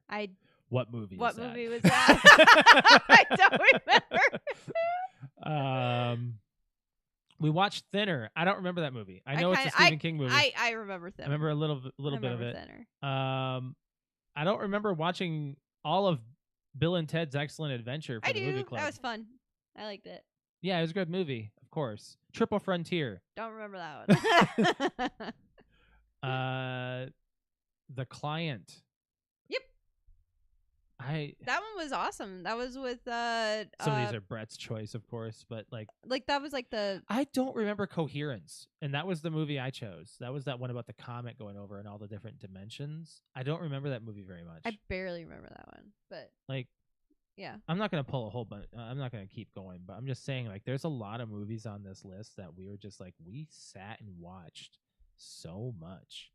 I mean, all of the new Star Wars, all of the new Jurassic Park, we had episodes on those. I mean, we even did like watching TV series all the way through, like Game of Thrones. We did an aftercast on that. And we kept I think that was like our longest aftercast. I think we talked with our friend Rob on the aftercast for like 3 hours on Game of Thrones. Well, you talk 6 seasons of a cinematic series. Yeah, like we did like just start to finish, and yeah, I'm pretty sure it was like something like 3 hours. But like we have all these like we did all these different shows of the aftercast and branching off doing specific episodes on things. Those are things that we loved adding into our arsenal. We used to do the precast where we had stuff on social media where we would talk about things where we were gonna. It was the show before the show. Yeah. But eventually we just moved into the show because we Eventually we had just moved so into the show being much live. to already have. Like we had because we did the pre-show as we did it because we weren't live. We just yeah. did it live, like a pre-show of, all right, this is us prepping and this is what's going to be on the show tonight, and people could chime in and then we eventually give us suggestions. We eventually moved into we're doing the pre-show and then we're moving into live at the same time. It's like, well, why don't we just go live? But Fuck the thing it, is, we'll do it live. The pre-show was to prep people what we were gonna say, and Yeah. now it's like we already have so much because every 2 weeks we have a show now, as opposed to every week, and we fill our show with at least 2 hours of content about now, which it used to be just a 90-minute episode, which great, good consumable time, but we just have so much to say now because we have so much going on in our lives. So our episodes are very well filled, and we don't get to all of our. We're keeping segments ourselves anymore. busy in 25. We really are, and 24. Like the last 2 years. That's what I mean. Like we're keeping ourselves busy. Like 'cause 24 was like a huge year for us, so let's continue to do that. In 25. And I looked at like what we've done last year versus this year, and we've already done just as much. So we're still on the same scale of doing a lot. Yeah. But we're gonna get out of here, guys. We appreciate the last 9 years of you guys, tuning in, watching, participating in our fan questions, all of our celebrations, our milestones, things like that. We appreciate all you guys. You guys are awesome and the real MVP. But we're gonna do the plugs. So Alex, go ahead and talk about your Twitch. Yeah, if you would like to watch me game finally. You're gaming this weekend. I'm gonna game on Friday. I don't know about Friday and Saturday I'm gonna game, right? What's wrong with Sunday? Oh, WrestleMania. We got WrestleMania. We got WrestleMania this weekend. We're watching. Okay, so WrestleMania, yes, is this weekend. I didn't go over the card. I forgot about that. But we do know that the main events. Wait, what time does it start on Sunday? Because Sunday is Easter. It's 7 p.m., I believe. Okay. Yeah. So what we're going to do is we're going to watch night 1 before night 2. So it's just a full day of wrestling. It's just going to have it on. Yeah. I want to start it at a certain time. So I have to be at the house, in front of the TV watching night 1. And I'm going to try to avoid any spoilers of night 1. But I know that night 2 has like 4 matches that you care about. So it's, weighing which one you like more. But you definitely will be live Friday and Saturday. So playing what? We're going to try out COD. Right on. Which one? Warzone, and we're going to try out like multiplayer, like with the new maps. Black Ops. Yeah. Try the bullet. Yeah, try the bullet train. Yeah. But that's going to be twitch.tv/Q_kitty, KUTE_KITTI. Generally, I will stream on Friday, Saturday, and Sunday nights, but depending on the weekend. Right. Depending on the weekend, it'll vary. But yeah, I think really in the month of May, as of right now, there's only one weekend that I know for sure. You're going to be too busy building your new cosplay. I think that. Well, that too, I guess. You've got a lot. Are you still? You're still competing, right? For the next I haven't con? even gotten an acceptance letter yet. Well, have you put a notice in that you want to compete? Yeah. Oh, I already put in an application. Okay. Oh, that's kind of weird. But anyways, but yeah, for my stream, it is twitch.tv/Mr. L. That's MISTERL. You can find me there Thursday night and Saturday morning. Soon to be changing that schedule when we get all of our setup going here soon. But yeah, it's going to stick with that for right now. And you'll find me there playing Warzone probably this week. I want to stick to that, play some Call of Duty. Had a lot of fun playing the casual Warzone. And I got the Battle Pass, so I got to go through that. But as far as this podcast goes, we'd like it if you guys hit the like button on this video. And if you have not subscribed to the channel, please subscribe to the PTO Unlimited podcast and hit the bell to be notified when we're live, which is going to be every other Tuesday at 7 p.m. Eastern Standard Time is our standard schedule. Sometimes that changes. That's why we request you guys to follow us on all of our social media, which is Facebook, Instagram, and X/Twitter. PTO Unlimited, PTO Unlimited _podcast is what you'll search. One of the other two, just search us. You'll find us. We appreciate you guys following us on our social media as well. And if you want to follow me on Twitter, it is @_Mr. L. Cute_kitty. And on the final note, I want to congratulate you, Alex, on the absolute awesome job that you did at C2E2, as opposed to none other con that you go to. I didn't break my leg. You didn't break your leg. You didn't break I broke anything. a leg, but I did not break a leg. You did a fantastic job being Pyramid I Head. only panicked once. That was right at the beginning. In the morning, right before we left, I was like, I am having a panic attack. It was We're 9:30. leaving. I looked at you, and you were like, not good. No, I was panicking. I was like, oh shit, it's happening. You were in bad shape. But yeah, we held it together. We had a rough couple of moments throughout the day, but we got through it, and it was a fun con. And I'm ready for the next one. And kind of sucks that we won't be seeing Pyramid Head at a con for a little while. But yeah, unless something pops up or there's another reason to get her. I mean, there's gonna be events. Like, yeah, of there'll course. definitely be events that I can get her out for, but like competition wise, I don't think she's gonna be competing until December. You're not gonna bring her to PopCon, right? If just depending on what we're doing and stuff. If I bring her to PopCon, she's not competing. No, at of course PopCon, not. No, because she's already won at PopCon. Right. But yes, if I do bring her because she's popular, it would be like Friday. Right. All right, guys. Well, we appreciate y'all coming into the show and saying hi and giving us a congratulations on our anniversary, 9 years. And we'll catch you guys in the next episode. You guys have a good one. Bye, guys.